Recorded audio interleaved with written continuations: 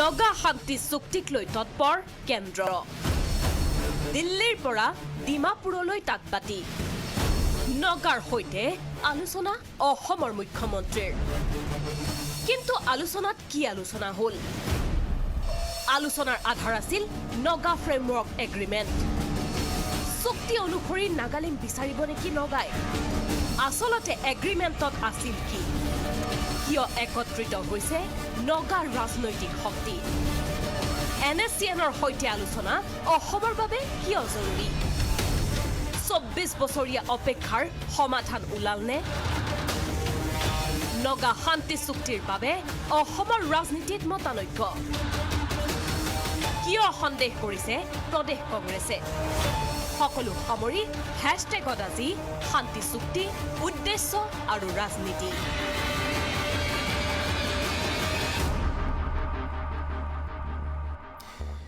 এই প্ৰসংগ আসলতে 50ৰ দশকৰে কিন্তু এই প্ৰক্ৰিয়াটো আসলতে আৰম্ভ হৈছিল 1995 চনৰ পৰা যেতিয়া NSCN-IM অস্ত্ৰবিৰতি ঘোষণা কৰিছিল তাৰ পাছত 1997 চনত আলোচনাৰ প্ৰক্ৰিয়াটো আৰম্ভ হ'ল চৰকাৰ আহিল চৰকাৰ গ'ল এই বিষয়টো সমাধান নহ'ল অৱশেষত 18 বছৰৰ পাছত 2005 চনত এই বিষয়ে আলোচনা হৈ নাগালেণ্ড ফ্ৰেমৱৰ্ক এগ্ৰিমেণ্ট হ'ল এই এগ্ৰিমেণ্টত আটাইতকৈ যিটো ডিষ্টিংক্ট আৰু গুৰুত্বপূৰ্ণ বিষয় নগাসকলে বিচাৰিছিল সেইটো হৈছিল বৃহত্তৰ নাগালেণ্ড এই বৃহত্তৰ নাগালেণ্ডক লৈ পৰৱৰ্তী সময়ছোৱাত বহুত বাদানুবাদ হ'ল সেয়া লাগে অসমেই হওক বা চুবুৰীয়া ৰাজ্যসমূহেই হওক কাৰণ সেই বৃহত্তৰ নাগালেণ্ডত তিনিখন ৰাজ্য অৰুণাচল মণিপুৰ আৰু অসমক তেওঁলোকে সন্নিৱিষ্ট কৰিছিল অৰুণাচলৰ 3খনকৈ জিলা মণিপুৰৰ 3খনকৈ জিলা আৰু অসমৰ একেবাৰে চৰাইদেউৰ পৰা আৰম্ভ কৰি তিনিচুকীয়া তাৰ পৰা ডিমা হাছাও কাৰ্বি আংলং সামৰি যোৰহাট গোলাঘাট পৰ্যন্ত এই বৃহত্তৰ নাগালেণ্ডত তেওঁলোকে অন্তৰ্ভুক্ত কৰিছিল ইয়াক কেন্দ্ৰ কৰি এই শান্তি চুক্তি বা এই নাগালেণ্ডৰ যি দাবী তাত বিভিন্ন সংঘাতৰ সৃষ্টি হ'ল কেন্দ্ৰ চৰকাৰে লাগে সেয়া কংগ্ৰেছ হওক বিজেপি হওক এই চুক্তিক লৈ তেওঁলোকৰ মাজত আজিও বাদানুবাদ অন্ত পৰা নাই কেন্দ্ৰীয় চৰকাৰে চেষ্টা কৰিছে এই বিষয়টো সমাধান কৰিবলৈ কিন্তু আজিলৈকে সমাধান হোৱা নাই ৰাজ্যত যি কেইখন চৰকাৰ আহিলে কংগ্ৰেছ আৰু বিজেপি মাজতে অসম গণ পৰিষদ সকলোৱে এই বিষয়টোক লৈ কিন্তু কেৱল আৰু কেৱল ৰাজনীতি কৰা পৰিলক্ষিত হ'ল সেইটো সঁচা কথা দুখ আহে প্ৰাক্তন মুখ্যমন্ত্ৰী প্ৰফুল্ল কুমাৰ মহন্তৰ ওপৰত মহন্ত এই বিষয়টো সুপ্ৰিম কোৰ্ট উচ্চতম ন্যায়ালয় পৰ্যন্ত লৈ গৈছিল তাৰ পাছত তাতেই বিষয়টো গেঠেলা মাৰিলে বিগত সময়ছোৱাত প্ৰাক্তন মুখ্যমন্ত্ৰী তৰুণ গগৈয়ে এই বিষয়টোক লৈ বাৰম্বাৰ বিজেপি আৰু অসম গণ পৰিষদৰ ওপৰত দুখ জাপি দিয়া পৰিলক্ষিত হ'ল তাতো প্ৰশ্ন উত্থাপন হয় যে তৰুণ গগৈ কৰিলে কি তাৰ পাছত নতুন চৰকাৰ আহিল আৰু তাৰ পাছত যোৱা 3 বছৰৰ পূৰ্বে এটা বিশেষ টুইট ৰাষ্ট্ৰপতি ৰামনাথ কোবিন্দৰ সেই টুইটটোতো সেই একেটা প্ৰসংগই উল্লেখ কৰা হ'ল টুইটটো চাওক য'ত তেওঁলোকে লিখিছিল নতুন উৎসৱৰ সময় নতুনত্বৰ সময় আৰু তাৰ মাজতে নাগালেণ্ডবাসীলৈ এটা আশাৰ খবৰ তাত তেওঁ উল্লেখ কৰিছিল above all a time to fulfill the dream of the young people of the Nagaland God bless you all এই আছিলে ৰাষ্ট্ৰপতি ৰামনাথ কোবিন্দৰ টুইট তেতিয়াও নগাসকলে আশা কৰিছিল যে এই শান্তি চুক্তি হ'বগৈ তেওঁলোকৰ এই যিটো বিবাদ এইটো সমাধান সূত্ৰলৈ যাব অসম চৰকাৰেও বা অসমৰ মানুহেও ভাবিছিল নহলগৈ এতিয়া ডাঙৰ কথা হ'ল আজি আকৌ এবাৰ এই বিষয়টো আলোচিত হৈছে আৰু বৰ্তমান অসমৰ মুখ্যমন্ত্ৰী ডক্টৰ হিমন্ত বিশ্ব শৰ্মাই দ্বিতীয়বাৰ আজি বৈঠকত বহিছে কালিও বহিছে আজিও বহিলে বহাৰ পাছত যিখিনি কথা বতৰা হ'ল তেওঁ আনুষ্ঠানিকভাৱে এতিয়ালৈকে কোৱা নাই মাত্ৰ এটা কথাই কৈছে যে আলোচনা দীঘলীয়া হ'ব এই প্ৰক্ৰিয়াটোৱে কিছু সময় ল'ব ইয়াৰ মাজতে প্ৰদেশ কংগ্ৰেছে ইয়াৰ বিৰোধিতা কৰিছে তেওঁলোকৰ মতে যেতিয়ালৈকে এই নাগা ফ্ৰেমৱৰ্ক এগ্ৰিমেণ্টখন ৰাজহুৱা নহয় তেতিয়ালৈকে এই আলোচনাৰ কোনো আচলতে গুৰুত্বই নাই সেই এগ্ৰিমেণ্টখনত আছিল কি বৃহত্তৰ নাগালিম দাবী কৰা সংগঠনসমূহে বিশেষকৈ NSCN-IM আচলতে সেই বৃহত্তৰ নাগালিমৰ বিষয়টো আঁতৰাই চলিব পাৰিছেনে আজিৰ তাৰিখত তেওঁলোকে এতিয়াও পৃথক পতাকাৰ কথা কয় পৃথক সংবিধানৰ কথা কয় সেইসমূহ মানি ল'ব পৰা পৰ্যায়ত আছেনে কেন্দ্ৰীয় চৰকাৰে বিষয়টো কেনেধৰণে গুৰুত্ব আৰোপ কৰিছে আৰু আটাইতকৈ ডাঙৰ বিষয় যে নাগালেণ্ডৰ এই যিটো উগ্ৰপন্থীৰ সমস্যা বিশেষকৈ NSCN-IM এই প্ৰসংগটো অসমৰ কাৰণে কিয় গুৰুত্বপূৰ্ণ ইয়াত কিন্তু এতিয়া বিবেচনাৰ থল আছে সামগ্ৰিকভাৱে গোটেই বিষয়টো আজিৰ তাৰিখত কি পৰ্যায়ত আছে আৰু লগতে অসমৰ ৰাজনীতিত ইয়াৰ বিৰূপ প্ৰভাৱ পৰাৰ সম্ভাৱনা আছে নেকি আগন্তুক উপনিৰ্বাচনত ই এটা বিষয় হোৱাৰ সম্ভাৱনা আছে নেকি এই সকলোবোৰ সামৰি আজি আমাৰ বিশেষ অনুষ্ঠান হ্যাশট্যাগ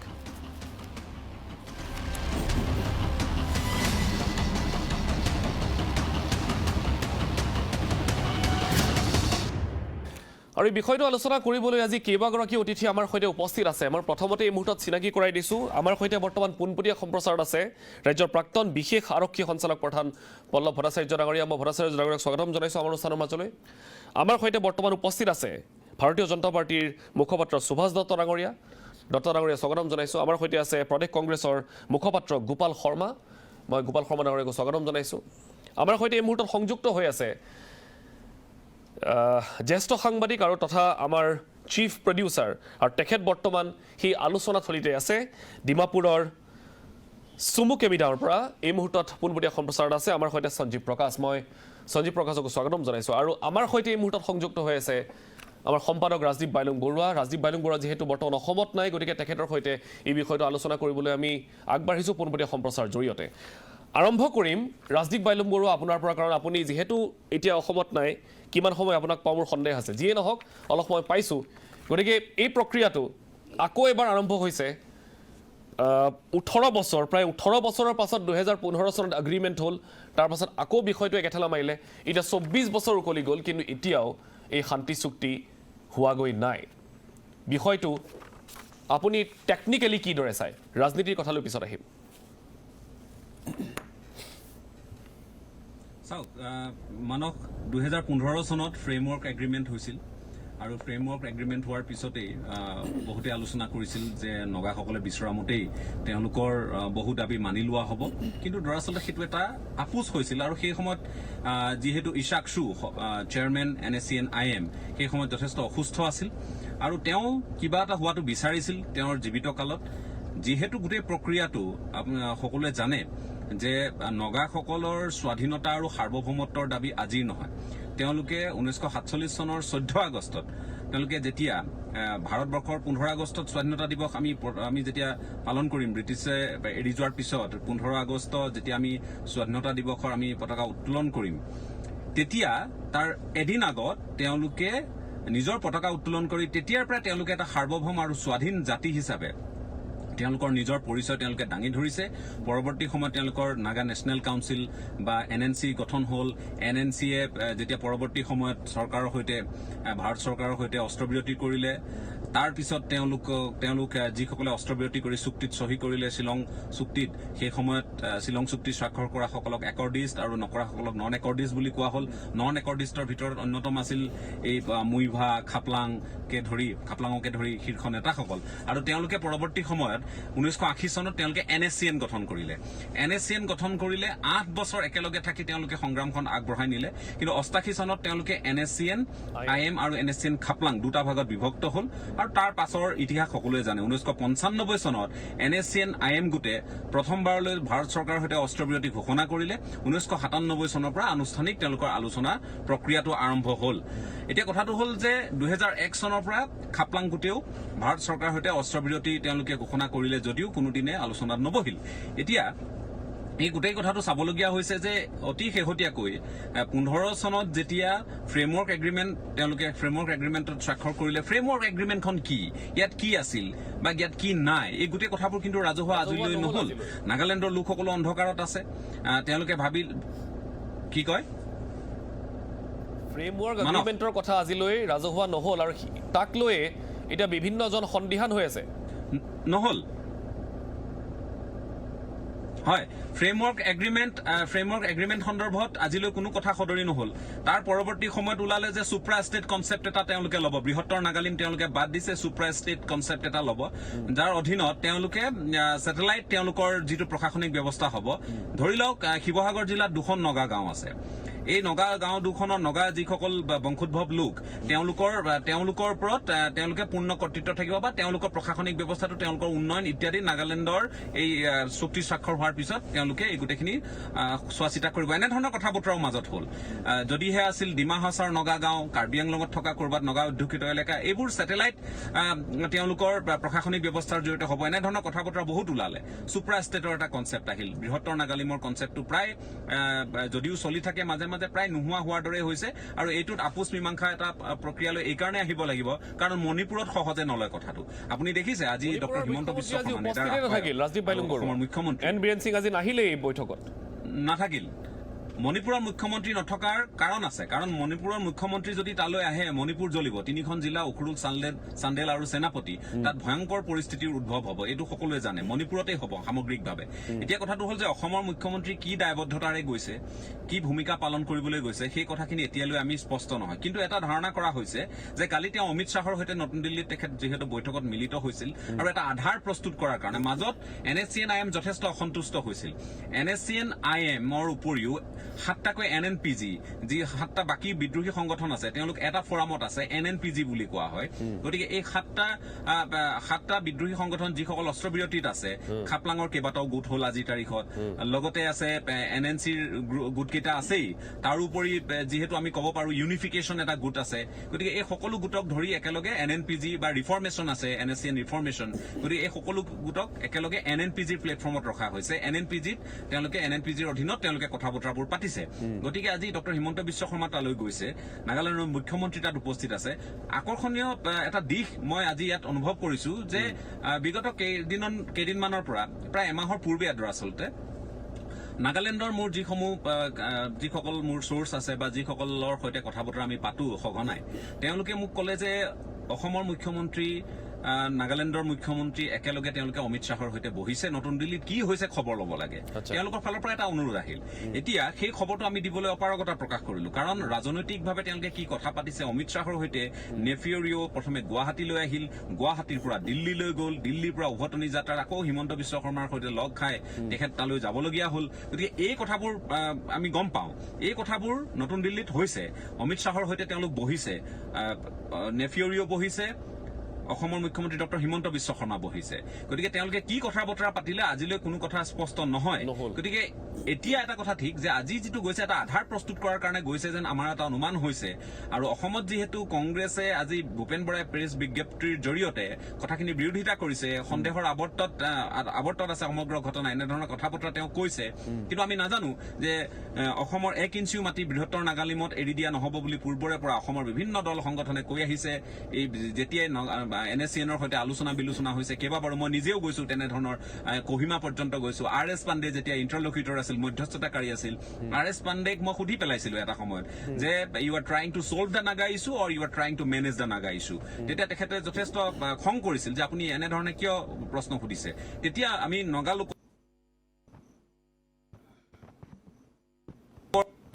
আমি তেখেতক কৈছিলো যে এই গোটেই বিষয়টোত যে আপোনালোকৰ যিটো ভূমিকাখিনি সন্দেহজনক ভাৰত চৰকাৰৰ যিসকল মধ্যস্থতাকাৰী যায় যিসকল তেওঁলোকে বহে গৈ মুইভাৰ সৈতে কথা পাতে ইছাকছুৰ সৈতে এটা সময়ত প্ৰয়াত ইছাকছুৰ সৈতে কথা পাতিছিল তেওঁলোকৰ ভূমিকাসমূহ সন্দেহজনক মানক এই কথাখিনি মনত ৰাখিব আৰু আজিৰ তাৰিখতো RN ৰবি তেখেত প্ৰথমে মধ্যস্থতাকাৰী আছিল আজিৰ তাৰিখত তেখেত ৰাজ্যপাল তেখেতক লৈ ক্ষোভ প্ৰকাশ কৰি মুইভাই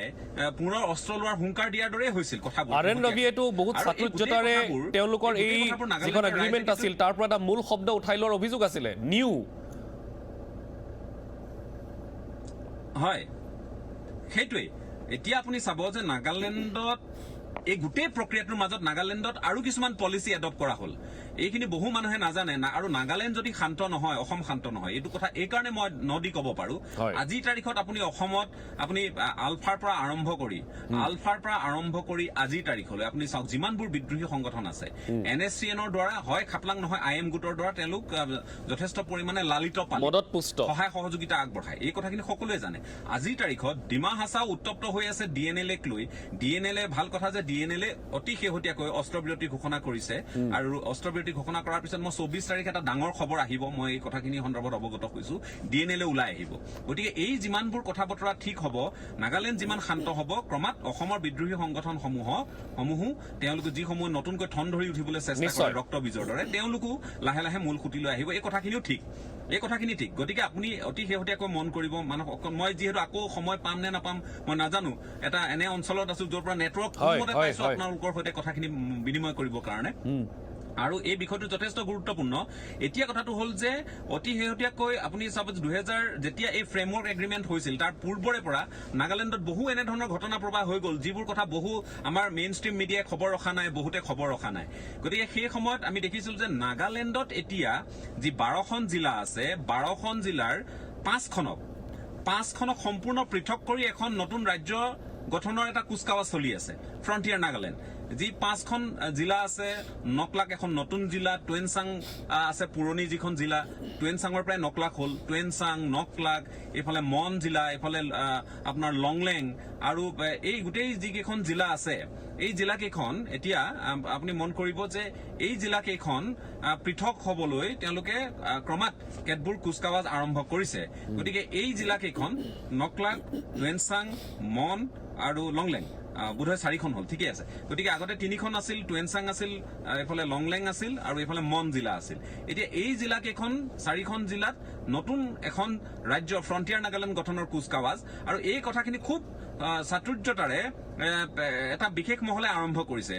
আটাইতকৈ ডাঙৰ কথা হ'ল যে এই 4খন জিলাৰ যি মূল 6টা অধিবাসী এই 6টা অধিবাসীয়ে তেওঁলোকে ENPO নামৰ এটা সংগঠনৰ বেনাৰ ইষ্টাৰ্ণ নাগা পিপলছ অৰ্গেনাইজেশ্যনৰ বেনাৰত তেওঁলোকে এই 4খন এই পৃথক ৰাজ্যখনৰ দাবী জনাই আহিছে তেওঁলোকে স্বায়ত্ব শাসনৰ যিটো প্ৰস্তাৱ সেইটোও নালাগে বুলি কৈছে বহুতে এইবোৰ খবৰ নাৰাখে গতিকে নাগালেণ্ডৰ এই খবৰবোৰ যদি আপুনি নাৰাখে তেতিয়াহ'লে নাগালেণ্ডত এই শান্তি প্ৰক্ৰিয়া কি ৰূপ ল'ব সেইটো কোনেও ক'ব নোৱাৰে ঠাৱৰ কৰিব নোৱাৰে গতিকে ডক্টৰ হিমন্ত বিশ্ব শৰ্মাৰ যিটো ভ্ৰমণ কালি তেওঁ নতুন দিল্লীত বহিছে য'ত অসমৰ সীমা সন্দৰ্ভত কথা হৈছে কি নাই হোৱা আমি নাজানো জিষ্ণু বৰুৱা তাত উপস্থিত থকা মই দেখিছিলো ফটোখনত তাৰ পৰৱৰ্তী সময়ত আজি তেওঁ ডিমাপুৰলৈ গৈছে ৰিঅ'ৰ সৈতে তেওঁ টুইংগালেং মুইভাৰ সৈতে আলোচনা কৰিছে গোটেই কথাটো লাগিছে অতি শেহতীয়াকৈ যে নাগালেণ্ডলৈ হয়তো মই জ্যেষ্ঠ আমাৰ সাংবাদিক চিফ প্ৰডিউচাৰ সঞ্জীৱ প্ৰকাশৰ সৈতে কিছু সময় পূৰ্বে কথা পাতিছিলো লাগিছে যে কোনোবা এজন হয় এনেধৰণৰ এটা অনুভৱ হৈছে হয় যে প্ৰধানমন্ত্ৰী নৰেন্দ্ৰ মোদী নহয় গৃহমন্ত্ৰী অমিত শ্বাহ কোনোবা এজন তালৈ হয়তো যাব আৰু কথাবোৰ এতিয়া পৃথকভাৱে আলোচনা কৰা হ'ল নতুন যিগৰাকী ইণ্টাৰলকিউটৰ বা মধ্যস্থতাকাৰী নিয়োগ কৰা হৈছে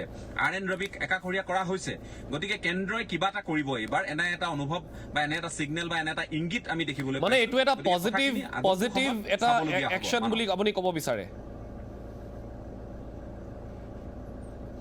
নাগালেণ্ডৰ কাৰণে এই মুহূৰ্তত তেওঁলোক যিহেতু দীৰ্ঘদিন ধৰি পৃথক আৰু সাৰ্বভৌম নাগালেণ্ডৰ দাবীত আছিল তাৰপিছত নাগালিমৰ কথা আহিলে তাৰপিছত স্বাধীন নাগালেণ্ডৰ প্ৰসংগ এৰি তেওঁলোকে নাগালিমৰ প্ৰসংগলৈ আহিলে এতিয়া নাগালিম এৰি কোন চৰ্তত তেওঁলোকে কি চৰ্তত তেওঁলোকে বাৰম্বাৰ এটা কথা কয় তেওঁলোকৰ সাংস্কৃতিক দিশটো ৰক্ষণাবেক্ষণৰ কথা কৈছে কাষ্টমাৰী লজখিনিৰ কথা কৈছে গতিকে সেই দিশখিনি আমি চাবলগীয়া হ'ব যে কি চৰ্তত তেওঁলোক সৈমান হ'ব নিশ্চয় যদি মই সম্ভৱ হয় ৰাজদীপ বাইলুং বৰুৱা পুনৰ আপোনাৰ ওচৰলৈ যাম সঞ্জীৱ প্ৰকাশ যিহেতু আছে আৰু আজি গোটেই বৈঠকখন তেওঁ একেবাৰে ওচৰৰ পৰা দেখিছে যদিও তেওঁ ভিতৰত কি আলোচনা হ'ল সেইখিনি হয়তো ৰাজহুৱা কৰিব নোৱাৰে যদিও গম পাইছে কিন্তু সঞ্জীৱ প্ৰকাশ আপোনাৰ ওচৰলৈ আহিছোঁ এতিয়া আজি এই বৈঠকখনৰ পৰা মুখ্যমন্ত্ৰী ওলাই অহা পৰ্যন্ত বা তাত যিসকল প্ৰতিনিধি আছিল তেওঁলোক ওলাই অহা পৰ্যন্ত তেওঁলোকৰ বডি লেংগুৱেজ চাই আচলতে কি দেখিলে আপুনি কি আলোচনা হ'ল আৰু কি ভিতৰকৈ কি গম পাইছে আপুনি যদি সেই ৰাজহুৱা কৰিব পাৰে কিবা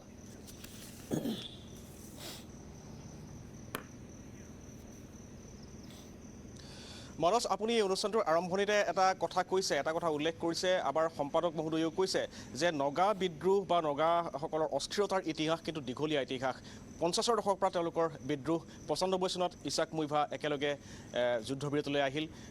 তাৰো দীৰ্ঘদিন পিছত 2015 চনত ফ্ৰেমৱৰ্ক এগ্ৰিমেণ্ট স্বাক্ষৰিত হ'ল। কিন্তু গুৰুত্বপূৰ্ণ কথাটো এইটোৱেই যে যি দীৰ্ঘদিনীয়া নগা সমস্যা, এই নগা সমস্যাৰ এটা স্থায়ী সমাধান সূত্ৰ আচলতে নিৰ্ণয় কৰিব পৰা সম্ভৱ হ'বগৈ নাই। এই মুহূৰ্তত কিন্তু মই যদি আজি আলোচনাৰ বিষয়ে যদি আপুনি সোধে, মুখ্যমন্ত্ৰী হিমন্ত বিশ্ব শৰ্মা অসমৰ মুখ্যমন্ত্ৰী, তেখেত নেডাৰু আহ্বায়ক। মুখ্যমন্ত্ৰী তেওঁ নিজেই কৈছে, মই মুখ্যমন্ত্ৰীক সুধিছিলোঁ যে যিহেতু আপুনি থুইংগালেং মুইভা ডাঙৰীয়াক আপুনি আজি সাক্ষাৎ কৰিলে, কি ধৰণৰ কথা আলোচনা হৈছিলে? মুখ্যমন্ত্ৰী হিমন্ত বিশ্ব শৰ্মাই মোক ক'লে সেই সন্দৰ্ভত যে মুইভাক সাক্ষাৎ কৰাটো তেনেই সৌজন্যমূলক আছিলে, কিন্তু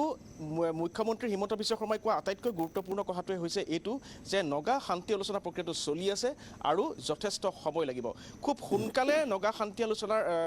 নগা সমস্যাৰ সমাধান সূত্ৰ এটা নিৰ্ণয় হ'ব পাৰিব বুলি বা হোৱাৰ সম্ভাৱনা আছে বুলি কিন্তু হিমন্ত বিশ্ব শৰ্মাই সেই সম্ভাৱনা দেখা নাই। বিপৰীতে আমি যদি চাওঁ আজিৰ বৈঠকখনত, আপুনি ইতিমধ্যে কৈছে মণিপুৰৰ মুখ্যমন্ত্ৰী নাথাকিলে, অৰুণাচলৰ মুখ্যমন্ত্ৰীৰ ইয়াত তাত কোনো অংশগ্ৰহণ নাই, আমি দেখা নাই বা তেনেকুৱা ধৰণৰ কোনো প্ৰতিনিধিও দেখা নাই। আৰু যিহেতু অৰুণাচল আৰু নাগালেণ্ডৰ অৰুণাচল আৰু মণিপুৰ এই দুয়োখন ৰাজ্যৰে কিছু জিলা তেওঁলোকৰ গ্ৰেটাৰ নাগালিমৰ মানচিত্ৰখনত কিন্তু এতিয়াও সোমাই আছে। গতিকে দেখা গৈছে আমি মুইভাক যথেষ্ট নিস্তেজ ৰূপত আজি দেখা গ'ল। ইতিমধ্যে ৰাজীৱ বাইলুং বৰুৱাই কৈছে যে আইজাক চিচিচুৰ যথেষ্ট তেওঁৰ বয়স হৈছিলে, সেই বয়সৰ তেওঁ জীৱনকালতে আচলতে কিবা এটা দেখি যাওক বুলিয়ে হয়তো ফ্ৰেমৱৰ্ক এগ্ৰিমেণ্টখন 2015 চনত হৈছিলে আৰু তাৰ এবছৰ পিছতেই 2016 চনতেই আইজাক চিচিচুৱে মৃত্যুবৰণ কৰিবলগীয়া হ'ল। ঠিক একেধৰণৰ এটা অৱস্থা আমি কওঁ যে ইছাক মুইভা এতিয়া বৰ্তমানৰ NSCN-IM-ৰ সাধাৰণ সম্পাদক। ইছাক মুইভাৰো কিন্তু যথেষ্ট বয়স হৈছে, 4 কোটিৰ ওপৰৰ বয়স, আৰু ইছাক মুইভাৰো স্বাস্থ্যৰ অৱস্থা একেবাৰে দুৰ্বল বুলি ক'ব লাগিব। তেওঁ যথেষ্ট সহযোগীৰ সহায়তে চলাফুৰা কৰিব পাৰে। আজিৰ মিটিংখনত তেওঁ একেবাৰে নিস্তেজ ৰূপত দেখা গৈছিলে। কিন্তু ইয়াৰ বিপৰীতে হিমন্ত বিশ্ব শৰ্মাৰ যি আগমন, সেই আগমনৰ কথা যদি আমি ক'বলৈ যাওঁ, তেওঁ আচলতে কেন্দ্ৰীয় গৃহমন্ত্ৰী অমিত শ্বাহৰ মেছেঞ্জাৰ ৰূপে ইয়ালৈ আহিছিলে বুলি হিমন্ত বিশ্ব শৰ্মাই নিজেও কৈছে আৰু আমাৰো অনুভৱ হ'ল। এটা কথা দেখা যায় যে যিটো কথা আপুনি কৈছে যে RN ৰবিয়ে গোটেই ফ্ৰেমৱৰ্ক এগ্ৰিমেণ্টত এটা শব্দ বাদ দিছিলে বা কেইটামান বিকৃত কৰিছিল বুলি তেওঁৰ বিৰুদ্ধে যিটো অভিযোগ আছে, সেই অভিযোগ সন্দৰ্ভত থুইংগালেং মুইভাই প্ৰধানমন্ত্ৰী নৰেন্দ্ৰ মোদীলৈ এখন পত্ৰ প্ৰেৰণ কৰিছিলে আৰু সেই পত্ৰখনৰ কিন্তু নৰেন্দ্ৰ মোদীয়ে কোনো ধৰণৰ উত্তৰ দিয়া নাছিলে। আৰু তেতিয়াই আইজাক মুইভা আচলতে থুইংগালেং মুইভা ক্ষোভিত হৈ পৰিছিলে আৰু মুইভাই এনেকুৱা ধৰণৰ কথাও কৈছিলে। ৰাজীৱ বাইলুং বৰুৱাই কৈছে যে পুনৰ অস্ত্ৰ লোৱাৰ দৰে পৰ্যায়তো হৈছিলেগৈ। থুইংগালেং মুইভাই সেই কথাটোও কৈছিলে যে প্ৰয়োজন হ'লে তৃতীয় এখন ৰাষ্ট্ৰত আলোচনাৰ বিষয়টো তেওঁ আকৌ উনুকিয়াইছিলে। গতিকে সেই ধৰণৰ এটা পৰ্যায় পাইছিলে। কিন্তু তাৰ পিছত যিহেতু তেওঁলোকৰ ক্ষোভমতেই RN ৰবিক আঁতৰোৱা হ'ল, নতুন মধ্যস্থতাকাৰী ৰূপে ইতিমধ্যে AK মিশ্ৰ ডাঙৰীয়াক নিয়োগ কৰা হৈছে। কালি মিশ্ৰৰ সৈতে মুইভাৰ এখন বৈঠক অনুষ্ঠিত হৈ গৈছে আৰু সেই একেখিনি সময়তে হিমন্ত বিশ্ব শৰ্মাৰ এই যি আগমন, এই আগমনত আচলতে মুইভাৰ মনৰ যি ক্ষোভ আছিলে, বৰ্ষিয়ান মুইভাৰ মনত মই পুনৰ উল্লেখ কৰিম, বৰ্ষিয়ান থুইংগালেং মুইভাৰ মনত যি ক্ষোভৰ সৃষ্টি হৈছিলে, সেই ক্ষোভ আঁতৰোৱাৰ এটা বা তেওঁক সন্মান কৰিয়ে হওক বা অন্য কোনো ৰাজনৈতিক কাৰণতে হওক কেন্দ্ৰীয় গৃহমন্ত্ৰী অমিত শ্বাহে হিমন্ত বিশ্ব শৰ্মাক প্ৰেৰণ কৰিছিলে। আৰু হিমন্ত বিশ্ব শৰ্মাই আহি মুইভালৈ দিয়া বাৰ্তাটো এইটোৱেই যে শান্তি আলোচনা প্ৰক্ৰিয়াটো 2 বছৰ যথেষ্ট সময় পিছুৱাই গ'ল আৰু 2 বছৰ কৰোণাৰ জনিত কাৰণত পিছ পৰি থাকিল। তাৰ পৰৱৰ্তী সময়ত যে শান্তি আলোচনা প্ৰক্ৰিয়াটোৱে এটা গতি লোৱাৰ দিশে আগবাঢ়িছে, এই গোটেই বিষয়টো সন্দৰ্ভত এক কেন্দ্ৰীয় গৃহমন্ত্ৰী অমিত শ্বাহৰ সুখ ব্যক্ত কৰিবলৈ, হেপিনেছ ব্যক্ত কৰিবলৈ আজি আচলতে তেওঁৰ হৈ হিমন্ত বিশ্ব শৰ্মা ইয়ালৈ আহিছিলে বুলি প্ৰচাৰো চলোৱা হৈছে। হিমন্ত বিশ্ব শৰ্মাই আমাক এই বিষয়ে নিজেও কৈছে। কিন্তু গুৰুত্বপূৰ্ণ কথাটো হ'ল যে আচলতে নগা সমস্যাৰ সমাধান সূত্ৰ কোনফালে এতিয়াও যথেষ্ট মই দীঘলীয়া নকৰোঁ মোৰ কথাখিনি, কিন্তু মই এটা কথা ক'ব লাগিব যে এই মুহূৰ্ততো কিন্তু মূল গোটেই বিষয়টো কিন্তু ওলমি ৰৈছে, হেং হৈ আছে বুলি আমি যদি ক'ব পাৰোঁ। আৰু আপুনি যিহেতু ক'লে যে মুখ্যমন্ত্ৰী ডক্টৰ হিমন্ত বিশ্ব শৰ্মাই কৈছে যে এতিয়া এই বিষয়টোৱে সময় ল'ব, দীঘলীয়া হ'ব, গতিকে এটা কথা হয়তো অনুমান কৰিব পাৰি যে এতিয়াও নগায়ে এনে কিছু চুক্তি ৰাখিছে কেন্দ্ৰৰ সন্মুখত যি মানি ল'ব নোৱাৰি। অনুমান সেইটোৱে কৰিব পাৰি সঞ্জীৱ প্ৰকাশ?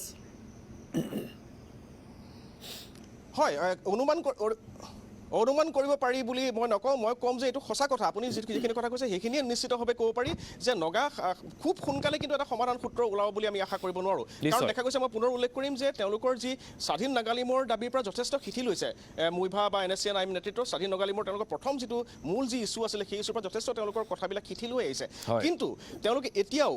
যিহেতু তেওঁলোকৰ পতাকাখন পুৰণি, আপুনি আগতেই কৈছে যে আমি জানো যে নাগালেণ্ডে স্বাধীনতা দিৱস উদযাপন কৰে, ভাৰতবৰ্ষৰ স্বাধীনতা দিৱসৰকে এদিন আগত 14 আগষ্ট তেওঁলোকে স্বাধীনতা দিৱস উদযাপন কৰে, তেওঁলোকৰ পতাকা আছে। এই তেওঁলোকৰ নাগালিমৰ পতাকা, নাগালেণ্ডৰ পতাকা আৰু ভাৰতৰ জাতীয় পতাকা একেলগে উৰুৱাৰ তেওঁলোকে এটা প্ৰস্তাৱ দিছিলে, কিন্তু ভাৰত চৰকাৰে এই কথাটো কোনো অৰ্থে মানি লোৱা নাই। তেওঁলোকে কৈছে যে আপোনালোকে যদি সাংস্কৃতিক কাৰ্যসূচীৰ কিবা পতাকা যদি তেওঁলোকে উৰাব পাৰে, কিন্তু ৰাজনৈতিক পতাকা ইয়াত উৰাবলৈ দিয়া নহ'ব। গতিকে এই বিষয়টোত দুয়ো পক্ষৰ স্থিতি যথেষ্ট কঠোৰ হৈ আছে এতিয়াও। গতিকে মই হিমন্ত বিশ্ব শৰ্মাই এটা সুন্দৰ ইংগিত দিছে যে খুব সোনকালে এইটো সমাধান হোৱাৰ কোনো আশা নাই, বৰং কিছু সময় লাগিব। নিশ্চয় সঞ্জীৱ প্ৰকাশ, এই মুহূৰ্তত ধন্যবাদ জ্ঞাপন কৰিছোঁ। যদি সম্ভৱ হয় তেতিয়া পুনৰ আপোনাৰ ওচৰলৈ যাম। এতিয়া টেকনিকেলিটিজৰ কথা আহিব, তাৰপিছত আমি ৰাজনৈতিক বিষয়টোলৈ যাম। যিহেতু পল্লৱ ভট্টাচাৰ্য ডাঙৰীয়া আছে, এটা দীৰ্ঘদিনীয়া সমস্যা ভট্টাচাৰ্য ডাঙৰীয়া, আপোনাৰ চকুৰ সন্মুখতে বহুত উত্থান বহুত পতন হ'ল, চৰকাৰ আহিল গ'ল, আলোচনা হ'ল, তাৰপাছত সমাধান নহ'ল। আজি আকৌ সেই প্ৰক্ৰিয়াটো আৰম্ভ কৰিবলৈ বিচাৰিছে, তৎপৰ হৈছে কেন্দ্ৰীয় চৰকাৰ। এই তৎপৰতাৰ কাৰণ বিৰোধীয়ে কৈছে যে এই তৎপৰতাৰ কাৰণ ৰাজনৈতিক, আৰু চৰকাৰে কৈছে যে এয়া সোনকালে সমাধান হ'ব লাগে, বিভিন্ন সমস্যা যেনেকৈ সমাধান কৰিছে। আপুনি একেবাৰে গ্ৰাউণ্ড ৰিয়েলিটিটো জানে, গতিকে আপোনাৰ পৰা জানিম আচলতে এইটো কিমান দূৰ সম্ভৱ বা কিমান সোনকালে এই নাগা সমস্যাটো সমাধান হ'ব, কাৰণ ইয়াৰ লগত কিন্তু অসমৰ বিভিন্ন দিশ ওতঃপ্ৰোতভাৱে জড়িত হৈ আছে। ধন্যবাদ। আমি এই নগা সমস্যাটোৰ কথা যেতিয়া কওঁ, এটা কথা মনত ৰাখিব যে এই সমস্যাটো ভাৰতবৰ্ষ স্বাধীন হোৱাৰ বহুত আগৰ পৰাই হৈ আছে। আচলতে ইনফেক্ট আচলতে 1929 চনত যেতিয়া চাইমন কমিশ্যনে ভিজিট কৰিছিলে, তেতিয়াই নগাসকলে তাৰমানে তেওঁলোকক এখন মেমৰেণ্ডাম দিছিলে যে ভাৰতবৰ্ষ স্বাধীন হোৱাৰ পিছত তেওঁলোকৰ যিটো পলিটিকেল আৰু কালচাৰেল ডমিনেন্স আছে, সেইটোৰ জৰিয়তে নগাসকলৰ যিটো পলিটিকেল আৰু কালচাৰেল যিখিনি তেওঁলোকৰ বিভিন্ন দিশ আছে, সেইবিলাক সকলোবিলাক মৰি যাব বা সেইবিলাকৰ দ্বাৰা অসুবিধা হ'ব। সেইকাৰণে তেওঁলোকে সেই সময়তে এখন পিটিশ্যন তেওঁলোকে চাইমন কমিশ্যনক দিছিলে। ইয়াৰ বাহিৰেও আৰু এটা বৰ ইম্পৰ্টেণ্ট কথা আছে যে যদি নগা ছ'চিয়েল ছিষ্টেমটো আপুনি চাই, ইয়াত মানে বহুভাষিক বহু মানুহ আছে। তাৰমানে বিশেষকৈ মই তাৰমানে যিবিলাক কণিয়াক আছে, লোঠা আছে, মাও আছে, চেমা আছে, চাক্ৰ আছে, খোজা আছে, চাংটাম আছে, চাং আছে, এই যিমানবিলাক বিভিন্ন ধৰণৰ ট্ৰাইবছবিলাক আছে, তেওঁলোকৰ মাজতো আগৰ পৰাই তাৰমানে অলপ কিছু প্ৰব্লেম তেওঁলোকৰ মাজত। তেওঁলোক সকলোৱে ইণ্ডিপেণ্ডেণ্ট টাইপৰ, গতিকে তেওঁলোকৰো ভাষাও কেতিয়াবা নিমিলে, তাৰমানে এনেকুৱা ধৰণৰ। গতিকে সেই এটা ইছ্যু আছে। গতিকে তেওঁলোকৰো নিজৰ নিজৰ প্ৰত্যেকটো জাতিৰে, ট্ৰাইবছৰে এটা বিভিন্ন ধৰণৰ কথা থাকে। গতিকে এই এগ্ৰিমেণ্টটো হ'বলৈ যিহেতু এনেকুৱা ধৰণৰ বহুত ষ্টেক হোল্ডাৰ আছে বুলি কওঁ আমি, ষ্টেক হোল্ডাৰ বহুত হৈ গ'ল আচলতে। তাৰ বাহিৰেও আপোনালোকে জানে যে নগা অধ্যুষিত কিছু অঞ্চল অসমত আছে, অৰুণাচল প্ৰদেশত আছে, মণিপুৰত আছে। গতিকে এই অঞ্চলসমূহতো যিখিনি নগা মানুহ আছে, তেওঁলোকৰো কিছু তেওঁলোকৰো ডিমাণ্ড আছে বা হেৰি আছে, যিটো নাগালেণ্ডৰ সৈতে একে হ'ব নোৱাৰে। ৰাজদীপ বাইলিং বৰুৱাই যিটো কথা কৈছে, ENPO বুলি যিটো সংগঠন আছে, অৰ্থাৎ ইষ্টাৰ্ণ নাগা সকলে যিখিনি ডিমাণ্ড কৰি আছে, গতিকে এই বিভিন্ন ধৰণৰ যিবিলাক ডিমাণ্ড আছে, এই ডিমাণ্ডবিলাক একেলগে পূৰণ কৰোঁতে যথেষ্টখিনি সময় ল'ব। মই সেইকাৰণে চেণ্ট্ৰেল গভৰ্ণমেণ্টে খুব সম্ভৱ ভাবিছে যে গোটেই ষ্টেক হোল্ডাৰবিলাকৰ লগত যদি আমি একেধৰণেৰে কথা নাপাতোঁ, তেতিয়াহ'লে এই সমস্যাটোৰ স্থায়ী সমাধান নহ'ব। গতিকে সেইটোৰ কাৰণে অসমৰ মুখ্যমন্ত্ৰীয়ে যিখিনি কথা কৈছে যে এই সমস্যাটো সলিউশ্যন আনিবলৈ হ'লে অলপ কিছু সময় লাগিব, সেইটো সঁচাকৈ সময় লাগিব। কিন্তু ইয়াৰ পিছত যেতিয়া মোক আপুনি কিছু প্ৰশ্ন কৰিব, মই কিছু তাৰমানে আইডিয়াজ আচলতে মই মোৰ ফালৰ পৰা মই দিব খোজোঁ, যিখিনি আইডিয়া দিলে যেতিয়ালৈকে এই সমস্যাটো সমাধান নহয় আমাৰ মাজত যিটো বন্ধুত্ব ভাৱ আচলতে সেই বন্ধুত্ব ভাৱটো যদি নাগালেণ্ড আৰু অসমৰ মাজত ভালে থাকে সেই সম্পৰ্কে মই দুআষাৰ ক'ব খুজিম কিন্তু মই এই কথাটোৱে এতিয়া ক'ব খুজিছোঁ যে ইয়াত যিহেতু ষ্টেক হোল্ডাৰ্ছ বহুত বেছি আছে সেইকাৰণে এই প্ৰব্লেমটোৰ সলিউশ্যনত কিছু সময় লাগিব আৰু এটা কথা মই ক'ব খোজোঁ যে যি পলিটিকেল পাৰ্টিয়ে নহওক কংগ্ৰেছৰ সময়তো যথেষ্টখিনি কাম হৈছে কাৰণ PV নৰসিংহ ৰাওৰ সময়তো কিছু তেওঁ বাহিৰত গৈ পেলাই তেওঁলোকৰ লগত কথা পাতিছে ঠিক সেই ধৰণে বিজেপিৰ সময়তো এনেকুৱা ধৰণৰ সমস্যা সমাধানৰ চেষ্টা কৰা হৈছে গতিকে প্ৰত্যেকটো পলিটিকেল পাৰ্টিয়ে নিজে নিজে চেষ্টা কৰি আছে কিন্তু আমি এটা কথা মনত ৰাখিব লাগিব যে অসমৰ উন্নতিৰ বাবে আমাৰ যিটো সদায় প্ৰব্লেমটো বৰ্ডাৰবিলাকত পৰা যিখিনি প্ৰব্লেম আহি আছে সেই প্ৰব্লেমবিলাক আমি যাতে ফেচ কৰিব নোৱাৰোঁ সেইকাৰণে তাৰ এটা আশু আৰু খুব ভাল সমাধান যদি সকলোৰে গ্ৰহণযোগ্য হয় তেতিয়াহ'লে অসমৰ ক্ষেত্ৰত এইটো এটা বৰ ডাঙৰ এটা পজিটিভ ফেক্টৰ হ'ব বুলি মই ভাবোঁ আছিলোঁ ঠিক আছে ভট্টাচাৰ্য মই আপোনাৰ ওচৰলৈ আকৌ এবাৰ যাম আৰু বিশেষকৈ এতিয়া অসম চৰকাৰে বা অসমৰ প্ৰশাসনে কেনেধৰণে আগবঢ়া উচিত যেতিয়ালৈকে সমাধান এটা সূত্ৰ নোলায় সেইখিনি কথা আলোচনা কৰিম কিন্তু তাৰ পাছত আমি আহিছোঁ ৰাজনৈতিক বিষয়টোলৈ ইতিমধ্যে কৈছোঁ যে এই বিষয়টোক লৈ এতিয়া ৰাজনৈতিক বাদানুবাদ আৰম্ভ হৈছে এতিয়া যিহেতু হিমন্ত বিশ্ব শৰ্মা কেৱল এগৰাকী অসমৰ মুখ্যমন্ত্ৰী হিচাপে নহয় নেডাৰ আহ্বায়ক হিচাপে আৰু গৃহমন্ত্ৰী অমিত শ্বাহৰ এগৰাকী প্ৰতিনিধি হিচাপে নাগালেণ্ডলৈ গৈছে কিন্তু ইয়াত এতিয়া কংগ্ৰেছে কিছু অসন্তুষ্টি প্ৰকাশ কৰিছে এই মুহূৰ্তত আমাৰ সৈতে দুগৰাকী প্ৰতিনিধি আছে বিজেপিৰ সুভাষ দত্ত আৰু কংগ্ৰেছৰ গোপাল শৰ্মা মই এই মুহূৰ্তত প্ৰথমতে সুভাষ দা আপোনাৰ ওচৰলৈ আহিছোঁ এই বিষয়টো আপোনালোকে কেনেধৰণে চায় এটা পজিটিভ এটা ইংগিত পোৱা গৈছে বুলি আপোনালোকে ভাবেনে চাওক অসমৰ মাননীয় মুখ্যমন্ত্ৰী ডক্টৰ হিমন্ত বিশ্ব শৰ্মা ডাঙৰীয়াৰ নেতৃত্বত অসমৰ জাতীয় জীৱন সুৰক্ষিত অসমৰ ভৌগোলিক চাৰিসীমা সুৰক্ষিত আৰু অসমৰ ৰাইজে এই বিষয়ত কোনো দ্বিতীয় এটা চিন্তা কৰাৰ প্ৰয়োজন নাই আজি মাননীয় মুখ্যমন্ত্ৰী ডক্টৰ হিমন্ত বিশ্ব শৰ্মা ডাঙৰীয়াই সৰ্বতোপ্ৰকাৰে ৰাজ্যখনক ভাৰতবৰ্ষৰ আগশাৰীৰ 5খন ৰাজ্যলৈকে নিয়াৰ কাৰণে তেখেতৰ যিটো প্ৰচেষ্টাটো অব্যাহত ৰাখিছে আৰু সেই সূত্ৰেই আজি মুখ্যমন্ত্ৰী ডাঙৰীয়াই নিৰবিচ্ছিন্নভাৱে এই 4টা মাহত তেখেতে যিমানখিনি অসমৰ জাতীয় জীৱনৰ কাৰণে যিমানখিনি অৱদান আগবঢ়াব লাগে তেখেতে তাৰ এটা মোটামুটি ফ্ৰেমৱৰ্ক তৈয়াৰ কৰিছে আৰু সেই মৰ্মেই আজি আমাৰ ৰাজ্যখন আগবাঢ়ি গৈছে আৰু মূলতঃ ৰাজ্যখনত শান্তি প্ৰতিষ্ঠাৰ কাৰণে শান্তি প্ৰক্ৰিয়া অব্যাহত ৰাখিবৰ কাৰণে যিখিনি আনুষংগিক প্ৰয়োজনীয় যিখিনি কৰিব লগা সেইখিনি মুখ্যমন্ত্ৰী ডাঙৰীয়াই কৰিছে আৰু আজি আপোনালোকে যিটো বিষয়ত ইয়াতে নিমন্ত্ৰণ কৰিছে ইয়াত মই দুটা কথা কৈ দিওঁ যে ভাৰতীয় জনতা পাৰ্টি অসম প্ৰদেশৰ মাননীয় সভাপতি ডাঙৰীয়াই মোক অসমৰ ভৌগোলিক চাৰিসীমাৰ ভিতৰতহে বক্তব্য ৰাখিবৰ কাৰণে অনুমতি দিছে গতিকে তাৰ ওপৰত যিবিলাক বিষয় হয় এই বিষয়বিলাকত মই বক্তব্য ৰাখিব নোৱাৰিম আৰু আজি মই এটা কথাই কৈছোঁ যে মাননীয় মুখ্যমন্ত্ৰী ডাঙৰীয়াই যিটো ভূমিকা গ্ৰহণ কৰিছে এই ভূমিকাই নিশ্চিতভাৱে অসম আৰু নাগালেণ্ডৰ মাজত যিটো ভাতৃত্বৰ যিটো আমাৰ সম্পৰ্ক আমাৰ দীৰ্ঘদিনীয়া হাতামপুৰুষীয়া যিটো আমাৰ সম্প্ৰীতি এই সম্প্ৰীতিটো আমাৰ শক্তিশালী কৰিব ভাতৃত্ববোধটো শক্তিশালী কৰিব যিবিলাক আমাৰ সৰু সুৰা ডিছপিউট আছে যিবিলাক আমাৰ বৰ্ডাৰ ডিছপিউট আছে এইবিলাকো ইতিমধ্যে আপোনালোকে দেখিছে যে এই সমস্যাবিলাক সমাধানৰ কাৰণে মুখ্যমন্ত্ৰী ডাঙৰীয়াই যোৱা সময়খিনিত চেষ্টা কৰিছে আৰু ইতিমধ্যে নাগালেণ্ড আৰু অসম চৰকাৰৰ মাজত সীমা সমস্যা সমাধানৰ কাৰণে কেইবালানিও বৈঠক অনুষ্ঠিত হৈছে আৰু মন্ত্ৰী পৰ্যায়তো বিশেষকৈ আপোনালোকে দেখিছে যে ডাক্টৰ অনুজ পেগু ডাঙৰীয়াই লিড কৰা এটা গ্ৰুপ গৈ নাগালেণ্ড চৰকাৰৰ লগত আলোচনা কৰি সমস্যাবিলাক সমাধান কৰিবৰ কাৰণে চেষ্টা কৰিছে আৰু ব্যক্তিগতভাৱে যদি আপুনি সোধে তেতিয়াহ'লে মই ক'ম যে নাগালেণ্ডত শান্তি প্ৰতিষ্ঠা হোৱাটো ময়ো ব্যক্তিগতভাৱে বিচাৰোঁ কাৰণ নাগালেণ্ডৰ শান্তি প্ৰক্ৰিয়াটোৰ লগত অসমৰ শান্তি প্ৰক্ৰিয়াটো এটা নিবিড় সম্পৰ্ক আছে কাৰণ নাগালেণ্ড আৰু অসমৰ যিটো আমাৰ ভৌগোলিক সীমা এই সীমাটোত আমাৰ কেইবাখনো জিলা কেইবাটাও গুৰুত্বপূৰ্ণ অঞ্চল আমাৰ আছে আৰু নাগাসকলৰ লগত আমি যদি চাওঁ যে স্বৰ্গদেউ চাওলুং চুকাফাৰ দিনৰ পৰা বৰ্তমানলৈকে নাগাসকলৰ লগত যিটো ৰাজনৈতিক যিটো আমাৰ সম্পৰ্ক অসমৰ সেই সম্পৰ্কটো একেবাৰে ক'ৰবাত আমাৰ ডিছপিউট হৈছে কিন্তু ভাতৃত্বৰ সম্পৰ্কটো আমাৰ তেতিয়াৰ পৰাই আছে কাৰণ আমাৰ স্বৰ্গদেউ গদাধৰ সিংহ যেতিয়া ল'ৰা ৰজাৰ অত্যাচাৰত পলাই থাকিব লগা হৈছিল তেখেত নাগালেণ্ডতে আছিল আৰু নাগাসকলৰ লগত অসমৰ এটা বহুত দীৰ্ঘদিনীয়া এটা ভাতৃত্বৰ এটা সম্পৰ্ক আমাৰ আছে আৰু মাজে মাজে এই সম্পৰ্কটো কেতিয়াবা তিক্ততাপূৰ্ণ হয়, কেতিয়াবা আমাৰ বৰ্ডাৰত আমাৰ বহুত ডিসপিউট হৈছে, তথাপিতো শান্তি এটা লাগে আমাক। নাগালেণ্ড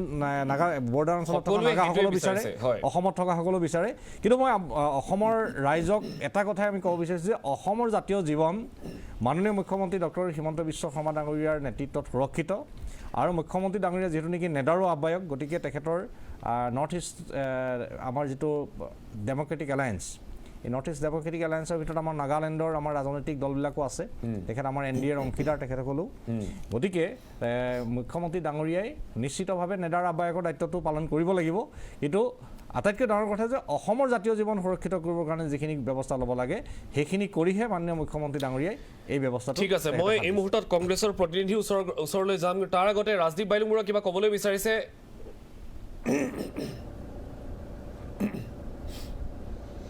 হয় মানস, মই বিশেষকৈ পল্লৱ ভট্টাচাৰ্য ডাঙৰীয়াই এটা আজি ইয়ালৈ চৰ্চাৰ মাজলৈ আনিলে, যিটো দিশ মই ইতিমধ্যে থাকি গৈছিল, সেয়া হ'ল এটা কথা চাবলগীয়া যে আজিৰ তাৰিখত মই আগতেও কৈছো, এতিয়াও ক'ব খোজো যে অসম শান্ত হ'বলৈ হ'লে, উত্তৰ পূৰ্বাঞ্চল শান্ত হ'বলৈ হ'লে প্ৰথমে নাগালেণ্ড শান্ত হ'ব লাগিব। কাৰণ নাগালেণ্ডৰ NSCNৰ কেওটা গোট কেৱল তেওঁলোকে নাগালেণ্ডতে নিজকে সীমাবদ্ধ নাৰাখে, তেওঁলোকে অৰুণাচলৰ তিৰাপ, চাংলাং, লংডিং, মণিপুৰৰ 3খন জিলা, এই কেওঠাইৰ লগতে অসমৰ সীমামূৰীয়া অঞ্চলসমূহ। এতিয়া অসমৰ সীমামূৰীয়া অঞ্চল বুলি ক'লে আপুনি নিশ্চয় গম পায় যে তিনিচুকীয়া জিলাৰ যি অৰুণাচল সীমান্তৱৰ্তী এলেকাৰ পৰা আৰম্ভ কৰি একেবাৰে ডিমা হাছাও, কাৰ্বি আংলঙৰ সীমান্তলৈকে এই গোটেই বিস্তীৰ্ণ অঞ্চলত তেওঁলোকে বিভিন্ন উপায়ে তেওঁলোকৰ যি গতিবিধি সেইখিনি সদায় সজীৱ কৰি ৰাখে। তেওঁলোক অস্ত্ৰবিৰতিত আছে বুলি কয়, কিন্তু অস্ত্ৰ তেওঁলোকে চৰকাৰৰ বিৰুদ্ধে ব্যৱহাৰ কৰা নাই বুলি কয়, কিন্তু তেওঁলোকে অস্ত্ৰ ব্যৱহাৰ কৰে। অস্ত্ৰ ক'ত ব্যৱহাৰ কৰে? কেতিয়াবা DNLক দিলে, কেতিয়াবা আপুনি কোনোবা কাৰ্বি বিদ্ৰোহী সংগঠনক দিলে, এনেধৰণে বিভিন্নজনক তেওঁলোকে দি আহিছে, সহায় কৰি আহিছে। আৰু আটাইতকৈ ডাঙৰ কথাটো হ'ল যে তেওঁলোকে বিশেষভাৱে এটা দিশ সদায় মন কৰি থাকে যে এই সংগঠন, অসমত থকা সংগঠনসমূহৰ জৰিয়তে, আৰু বিশেষ আপোনাক মই এতিয়া নদী ক'ব পাৰো, গাড়ী চুৰ পৰ্যন্ত তেওঁলোকৰ নেটৱৰ্কত থাকে, গাড়ী চুৰ পৰ্যন্ত। গতিকে এই যে গাড়ী চুৰ কৰি লৈ যায়, আপুনি NSCNৰ শিবিৰকেইটা লৈ যাওক, মই অন ৰেকৰ্ড কৈ আছো যে NSCNৰ শিবিৰত আপুনি অসমৰ পৰা চুৰি হোৱা গাড়ীও মাজে সময়ে আপুনি দেখিবলৈ পাব। গতিকে এই পৰ্যায়লৈ অসমৰ অপৰাধ জগত নিয়ন্ত্ৰণ হৈ থাকে। এতিয়া আমি সকলোৱে জানো যে আলফাই যিখিনি তেওঁলোকৰ গতিবিধি যেনেধৰণে তেওঁলোকে পূৰ্বৰে পৰা চলাই আহিছে, তাত তেওঁলোকে এটা দিশত তেওঁলোক নাই, আৰু সেয়া হ'ল যে তেওঁলোকে ড্ৰাগছ ইত্যাদিৰ সৰবৰাহত তেওঁলোক নাই, যিটো কথা তেওঁলোকে বাৰম্বাৰ কৈ থাকে, আৰু এই কথাখিনি অসমৰ মুখ্যমন্ত্ৰীও কৈছে। এতিয়া কথাটো হ'ল এওঁলোক কিন্তু সকলোতে জড়িত। মণিপুৰ অশান্ত কৰাৰ আঁৰতো এওঁলোক, এই NSCN, কাৰণ তেওঁলোকে নিজৰ এটা পেৰেলেল নেটৱৰ্ক, তেওঁলোকে সমান্তৰাল এটা নেটৱৰ্ক ৰাখি থয়, যাৰ জৰিয়তে তেওঁলোকে কমিশ্যন পায়। এই কমিশ্যন ক'ৰ পৰা পায়? অসমৰ পৰা পায়, ডিমা হাছাওৰ পৰা পায়, কাৰ্বি আংলঙৰ পৰা পায়, বিভিন্ন ঠাইৰ পৰা তেওঁলোকে এই কমিশ্যনসমূহ তেওঁলোকে সংগ্ৰহ কৰে। তেওঁলোকৰ হৈ ধন দাবী, অপহৰণ ইত্যাদিত যেতিয়া জড়িত হৈ যায়, তেতিয়াই তেওঁলোকে তাৰ এটা শতাংশ তেওঁলোকে পায়। আশ্ৰয়, শিবিৰত থাকিবলৈ আশ্ৰয় দিয়া, এনেধৰণৰ কথা বতৰাবোৰত তেওঁলোকৰ কমিশ্যন আহে। সেইকাৰণে বাৰম্বাৰ কোৱা হৈছে যে অসম উত্তৰ পূৰ্বাঞ্চল শান্ত হ'বলৈ হ'লে প্ৰথমে NSCNক নাকি লগাব লাগিব। NSCN অস্ত্ৰবিৰতিত আছে লোকচক্ষুত, কিন্তু NSCN অস্ত্ৰবিৰতিৰ লোকচক্ষুত আছে, কিন্তু তেওঁলোকে অস্ত্ৰ ব্যৱহাৰ কৰে, এই অস্ত্ৰ আনৰ জৰিয়তে তেওঁলোকে প্ৰয়োগ কৰে। এই কথাখিনি চাবলগীয়া। 2 নম্বৰ কথাটো হ'ল যে নাগালেণ্ডৰ বহুভাষী, ইয়াৰ প্ৰত্যেক 17টাতকৈ অধিক জনগোষ্ঠী আছে, আৰু এই জনগোষ্ঠীসমূহৰ ভাষা বেলেগ, দোৱান বেলেগ। তেওঁলোকে নাগামিজৰ জৰিয়তে ভাৱ বিনিময় কৰে। তেওঁলোকৰ ভাষা, তেওঁলোকৰ তেওঁলোকৰ গোটৰ প্ৰত্যেকটো জনগোষ্ঠীৰ তেওঁলোকৰ সংস্কৃতি বেলেগ, গতিকে খাদ্যাভ্যাস পৰ্যন্ত তেওঁলোকৰ বেলেগ। গতিকে এই দিশখিনি চাব লাগিব। নাগালেণ্ডৰ মানুহে বিচাৰিছিলে কি? নাগালেণ্ডৰ মানুহে বিচাৰিছিলে যে নগামূলৰ মানুহে, তেওঁলোকৰ নাগালেণ্ডৰ মূল বাসিন্দাই এই নতুন চুক্তি প্ৰক্ৰিয়াটোত বা যিকোনো ধৰণৰ কাম কাজত যাতে তেওঁলোকে অগ্ৰাধিকাৰ পায়, সেইটো তেওঁলোকে বিচাৰিছিল। সেয়েহে তেওঁলোকে বিগত সময়ছোৱাত থুইংগালেং মুইভাৰ বিৰোধিতা কৰি আহিছিল। নিশ্চয়। কিন্তু ডাঙৰ কথাটো হ'ল এতিয়া থুইংগালেং মুইভা এতিয়া তেওঁ অশীতিপৰ এগৰাকী নেতা, তেখেতৰ বয়স হৈছে, স্বাস্থ্য তেখেতৰ ভাল নহয়, আৰু তেখেতে উত্তৰসূৰী হিচাপে কাক ৰাখি গৈছে? গতিকে সেই কথাখিনি চাব লাগিব। এতিয়া এই আলোচনা হওক বা নহওক, এই কথাবোৰ সমাধান হওক বা নহওক, কিন্তু তেওঁলোকৰ যিসমূহ দাবী সেইসমূহ আগলৈ কোনে কঢ়িয়াই লৈ যাব, কি ধৰণে কঢ়িয়াই লৈ যাব, সেইটো কিন্তু আটাইতকৈ ডাঙৰ কথা হৈছে। তেওঁ যিখিনি উত্তৰসূৰী ৰাখি গৈছে, উত্তৰসূৰী যিসকলক ৰাখি থৈ যাব, সেই উত্তৰসূৰীসকল কোন? সেই উত্তৰসূৰীসকল হ'ল আজি এন্থনী চিমৰে। এন্থনী চিমৰে কোন? এন্থনী চিমৰে তেখেতৰ সম্বন্ধীয় সম্পৰ্কীয় ভাগিনীয়েক, আৰু তেওঁ টাংখুল, থুইংগালেং মুইভা টাংখুল, এই কথাটো সকলোৱে জানে। আৰু এই টাংখুল অৰিজিন হোৱাৰ কাৰণে নাগালেণ্ডত দীৰ্ঘদিন ধৰি এই কথাবোৰ সমাধান হোৱা নাই। গতিকে বিভিন্ন কথা আছে। ৰাজদীপ বাইলুং বৰুৱা, এটা বিৰতি ল'ব লাগিব এইখিনিতে। বিৰতিৰ পিছত আৰু কথা আছে, প্ৰসংগ আছে। বিজেপিয়ে যিখিনি কথা ক'লে, এতিয়া কংগ্ৰেছৰ অভিযোগ কি আছে? কংগ্ৰেছে কিয় এই বিষয়টো সহজভাৱে ল'ব পৰা নাই? আজি ভূপেন বৰাই যিখন পত্ৰ প্ৰেৰণ কৰিছে, সেই পত্ৰখনত তেওঁ বহুখিনি কথা উল্লেখ কৰিছে। এইখিনি কথা পাতিম এটা বিৰতিৰ পিছত। আপোনালোকে চাই থাকক হেশ্বটেগ।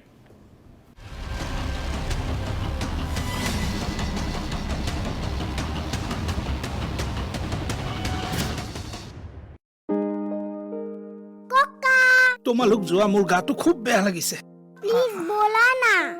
মা আজি পাৰ্টি নহ'ব নেকি? সুখ দুখৰ প্ৰতিটো মুহূৰ্তত আমি থাকোঁ আপোনজনৰ কাষত। সৰু সৰু কথা, ইটো সিটো মধুৰ অনুভূতি, আমাৰ এই সম্পৰ্কবোৰেই সুন্দৰ কৰি ৰাখে জীৱন। সুস্বাদু ব্যঞ্জনৰ নিশ্চিন্তৰ প্ৰতীক চেষ্টাৰ মছলা, এবাৰ ব্যৱহাৰ কৰি চাওক। শ্ৰদ্ধেয় অসমবাসী ৰাইজ, প্ৰথমে সকলোকে নমস্কাৰ জনাইছো। আমি সকলোৱে জানো যে দ্ৰুত বেগেৰে যান বাহন চলালে দুৰ্ঘটনাৰ সন্মুখীন হয়। তাৰ বাবে সকলোকে অনুৰোধ জনাইছো যাতে আপোনালোকে দ্ৰুত বেগেৰে যান বাহন নচলাই, নিৰ্ধাৰিত গতিৰেহে যাতে যান বাহন চলায়। এইটো যাতে আপোনালোকে মনত ৰাখে, আপোনালোকৰ বাবে ঘৰত কোনোবা অপেক্ষা কৰি আছে। নিজৰ জীৱনটোৰ লগতে আনৰ জীৱনটো যাতে আপোনালোকে সুৰক্ষিত কৰে, যিহেতু পথ সুৰক্ষাই জীৱন সুৰক্ষা।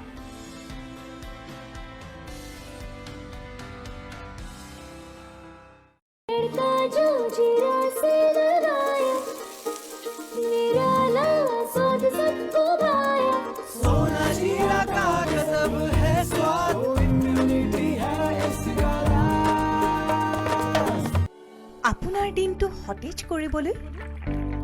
আপোনাক এগৰাকী অসমীয়া বুলি গৌৰৱান্বিত কৰিবলৈ, প্ৰকৃত অসমীয়া চাহৰ সোৱাদ, এই পিয়লা চাহ আৰু দিনটোৰ বাবে এক নতুন উদ্যম। ৰিফ্ৰেছ টি বাই MGI গ্ৰুপ। स्वस्थ शरीर निरोगी काया, हर मन में है हर्ष समाया। आपके लिए आ गया है सोना हल्दी पाउडर, शुद्ध भी सेहत भी। যিকোনো মেডিকেল এমাৰ্জেঞ্চি মানে GNRC, ষ্ট্ৰোক, মূৰৰ আঘাত, পথ দুৰ্ঘটনা, হাৰ্ট এটেক বা অন্য যিকোনো মেডিকেল এমাৰ্জেঞ্চিৰ ক্ষেত্ৰত পলম নকৰিব। তৎক্ষণাত ডাইল কৰক GNRCৰ নম্বৰ 1800-345-0011। বিনামূলীয়া এম্বুলেন্স সেৱা, দুৰ্ঘটনাগ্ৰস্ত আৰু জৰুৰীকালীন ৰোগীৰ বাবে প্ৰথম 24 ঘণ্টা বিনামূলীয়া চিকিৎসা সেৱাৰ ব্যৱস্থা থকা ভাৰতবৰ্ষৰ একমাত্ৰ চিকিৎসা প্ৰতিষ্ঠান হৈছে GNRC। 24 ঘণ্টাই ষ্ট্ৰোক, হাৰ্ট এটেক, ট্ৰমাৰ চিকিৎসা, অস্ত্ৰোপচাৰৰ সুবিধা থকা GNRCৰ জৰুৰীকালীন বিভাগ উত্তৰ পূৰ্বাঞ্চলৰ ভিতৰতে সৰ্বোৎকৃষ্ট। ৰাইজৰ সুবিধাৰ বাবে ইয়াত 24 ঘণ্টাই ছুপাৰ স্পেচিয়ালিটি আৰু এমাৰ্জেঞ্চিৰ ডাক্তৰ উপস্থিত থাকে। 34 বছৰে আপোনালোকৰ সেৱাত উৎসৰ্গিত GNRC।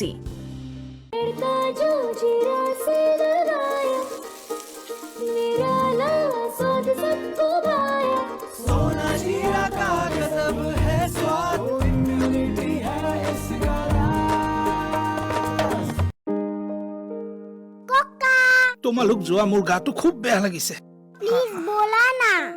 মা আজি পাৰ্টি নহ'ব নেকি? সুখ দুখৰ প্ৰতিটো মুহূৰ্তত আমি থাকোঁ আপোনজনৰ কাষত। সৰু সৰু কথা, ইটো সিটো মধুৰ অনুভূতি, আমাৰ এই সম্পৰ্কবোৰেই সুন্দৰ কৰি ৰাখে জীৱন। সুস্বাদু ব্যঞ্জনৰ নিশ্চিন্তৰ প্ৰতীক চেষ্টাৰ মছলা, এবাৰ ব্যৱহাৰ কৰি চাওক। स्वस्थ शरीर निरोगी काया, हर मन में है हर्ष समाया। आपके लिए आ गया है सोना हल्दी पाउडर, शुद्ध भी सेहत भी।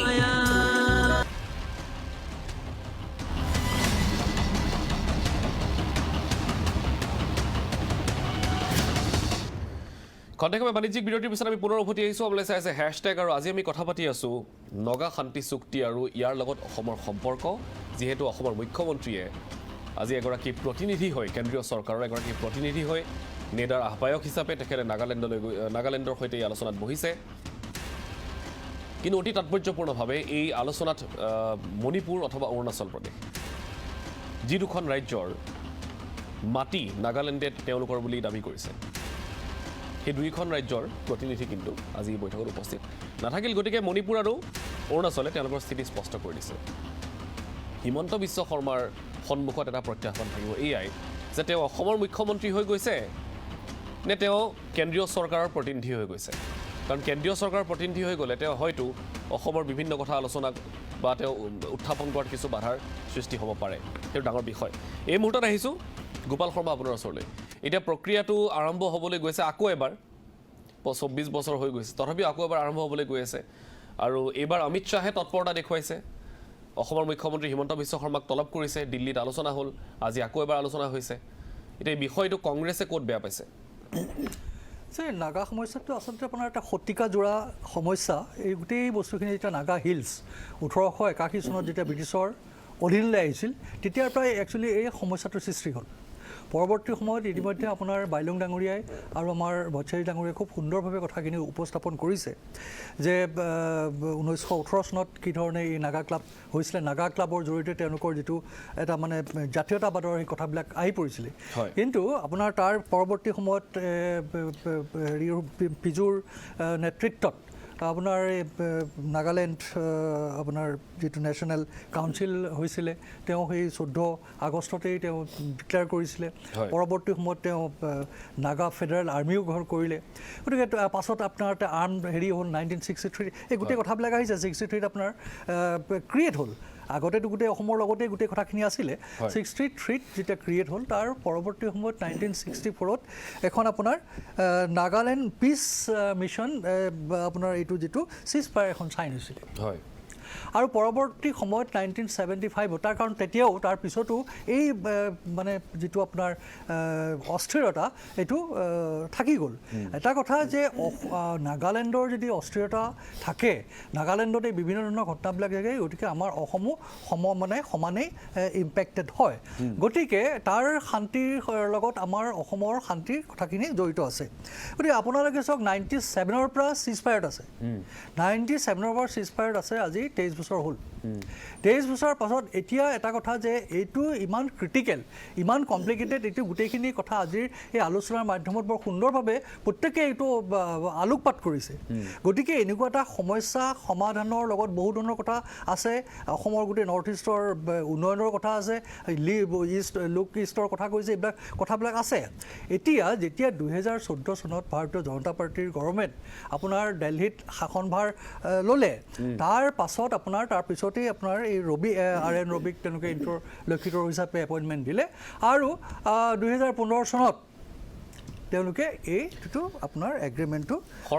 নাগালেণ্ড মই মোক কথাখিনি ক'বলৈ দিয়ক প্লিজ নে নাগালেণ্ড ফ্ৰেমৱৰ্ক এগ্ৰিমেণ্টটো আপোনালোকে তেওঁলোকে চাইন কৰিলে এতিয়া এই নাগালেণ্ড ফ্ৰেমৱৰ্কটো কি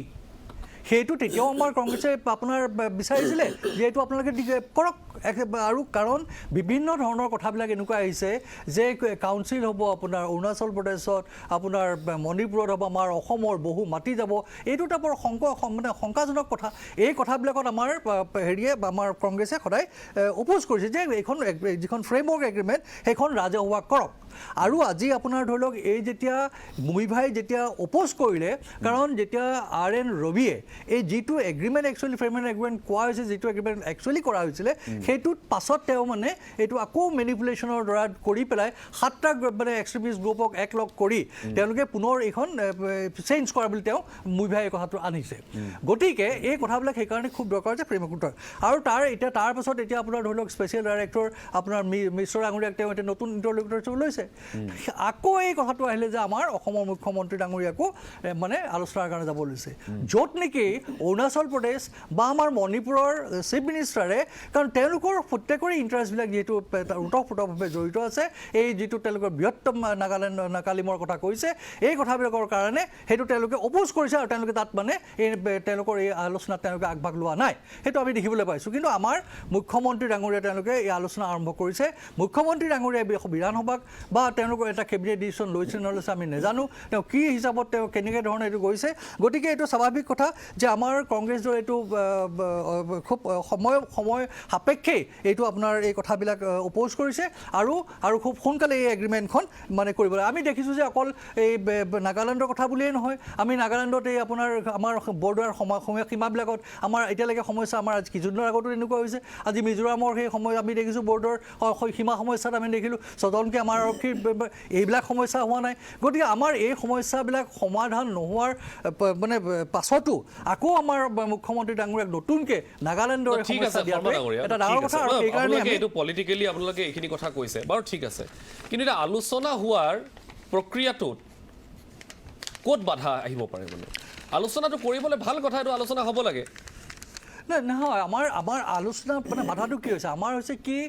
যিহেতু ইয়াত বাৰে বাৰে এই কথাটো উত্থাপন কৰা হৈছে যে অসমৰ ভৌগোলিক সীমাটো কম্প্ৰমাইজ হ'ব পাৰে তেওঁলোকৰ যিটো আৰু সেইকাৰণে আমাৰ অমিত শ্বাহৰ প্ৰতিনিধি হিচাপে গৈছে আমাৰ দলৰ কথাটো এনেকুৱা সেই ভূমিকাটো কিন্তু জানিব লাগিব আমাৰ সেইকাৰণে আমি কৈছোঁ যে বাৰে বাৰে আমি কৈছোঁ যে আমাৰ এই ফ্ৰেমৱৰ্ক এগ্ৰিমেণ্টখন তেওঁলোকে ডিক্লেয়াৰ কৰক কি আছে কি নাই ৰাইজক আপোনাৰ বিশ্বাসত লওক আৰু যাতে কোনো কাৰণতে যাতে অসমৰ ভূমি এটা ইঞ্চিও যাতে ভূমি যাব নোৱাৰে এই ক্ষেত্ৰত তাৰ কাৰণে ব্যৱস্থা লওক ঠিক আছে শৰ্মা ডাঙৰীয়া আপোনাৰ ওচৰলৈ যাম কিবা ক'ব আপুনি নহয় এতিয়া কংগ্ৰেছ দলৰ ফালৰ পৰা কিছুমান কথা কৈ আছে দলৰ পৰা কৈ থকা কথাখিনি আচলতে হাস্যকৰ প্ৰথম কথাটো হ'ল কি নাগালেণ্ডখন ভাৰতবৰ্ষৰ ভিতৰত নহয় নেকি নাগালেণ্ডখনতো ভাৰতবৰ্ষৰ ভিতৰত আজি যদি নাগালেণ্ডৰ এই সংগঠনবিলাকৰ লগত যদি আলোচনা হৈছে এইটো ভাৰতবৰ্ষৰ মাটিতে হৈছে আজি যদি ডক্টৰ হিমন্ত বিশ্ব শৰ্মা ডাঙৰীয়া যদি আজি ডিমাপুৰলৈ গৈছে বা আজি নাগালেণ্ডলৈ যদি গৈছে এইটো ভাৰতবৰ্ষৰ ভিতৰত গৈছে তেখেত আৰু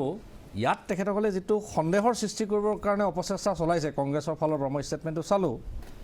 যে এইটো আচলতে উচিত নহয় উচিত এইকাৰণে নহয় কাৰণ ৰাষ্ট্ৰই যেতিয়া এটা দীৰ্ঘদিনীয়া সমস্যা এটা সমাধানৰ এটা ৰাস্তাত যেতিয়া লৈ গৈ আছে আৰু এটা শান্তি প্ৰক্ৰিয়া এটা যেতিয়া চলি থকাৰ মাজত আজি অসমৰ মুখ্যমন্ত্ৰী ডাঙৰীয়াক কেন্দ্ৰীয় গৃহমন্ত্ৰী অমিত শ্বাহ ডাঙৰীয়াই কিবা এটা দায়িত্ব দিয়াটো এইটো অসমৰ কাৰণে গৌৰৱৰ কথা কাৰণ আজি অমিত শ্বাহ ডাঙৰীয়াৰ বলিষ্ঠ নেতৃত্বতে আজি কাশ্মীৰ সমস্যাটো সমাধান হোৱাৰ পথত আজি জম্মু কাশ্মীৰৰ এটা বৃহৎ এটা সমস্যা আজি আমাৰ কেন্দ্ৰীয় চৰকাৰে সমাধান কৰাৰ কাৰণে আজি সক্ষম হৈছে আজি ঠিক সেইদৰে আজি সেইজন কেন্দ্ৰীয় গৃহমন্ত্ৰী ডাঙৰীয়াই আজি ডক্টৰ হিমন্ত বিশ্ব শৰ্মা ডাঙৰীয়াক এটা দায়িত্ব দি নাগালেণ্ডৰ লগত এই সমস্যাটো সমাধানৰ কাৰণে যদি কিবা এটা দায়িত্ব দিছে এইটো অসমৰ কাৰণে গৌৰৱৰ কথা আৰু এইটোক লৈ সন্দেহ সৃষ্টি কৰাটো কংগ্ৰেছ দলৰ আচলতে এইটো কেনেকুৱা ধৰণৰ এটা বিচাৰ্য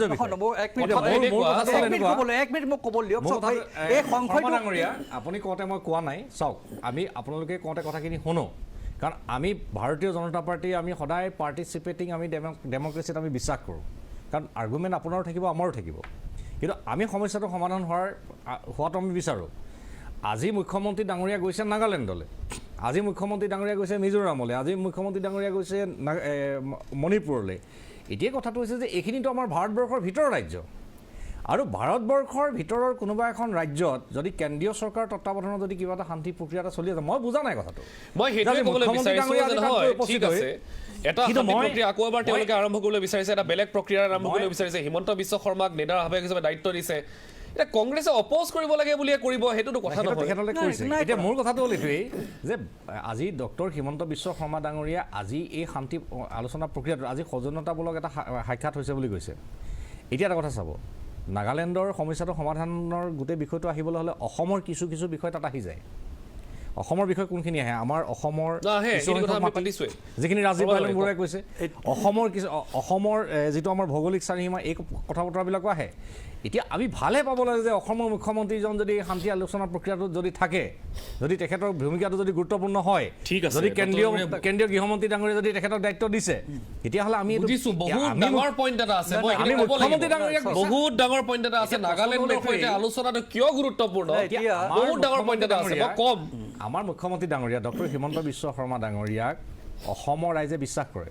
আজি কংগ্ৰেছে আমাৰ মুখ্যমন্ত্ৰী ডাঙৰীয়াক বিশ্বাস কৰিব নালাগে অসমৰ ৰাইজে বিশ্বাস কৰে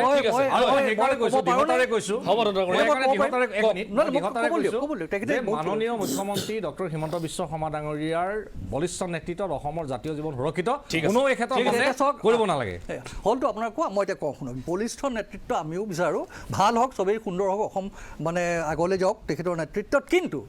যিজন মুখ্যমন্ত্ৰীয়ে পাব্লিকলি ক'ব পাৰে যে নলবাৰী বৰাক মিজোৰামক দি দিম গতিকে সেই মানুহজনক বিশ্বাসত ল'ব লাগিব এই কথাবিলাক কিয় হয় মানে আপোনালোকে এইটো কথা কওক যে আপোনালোকে সেইকাৰণে আজি কংগ্ৰেছে এই কথাখিনি উত্থাপন কৰিব লগা অৱস্থা হৈছে এইটো কথা কওক যে মুখ্যমন্ত্ৰীগৰাকীয়ে তাত গৈ পেলাই কি ভূমিকা লয় সেইটোত সংশয় প্ৰকাশ কৰিছে সেইটো কথা কওক আপোনালোকে যিখন আপোনালোকে আজি তেওঁলোকক দি পেলাই আমি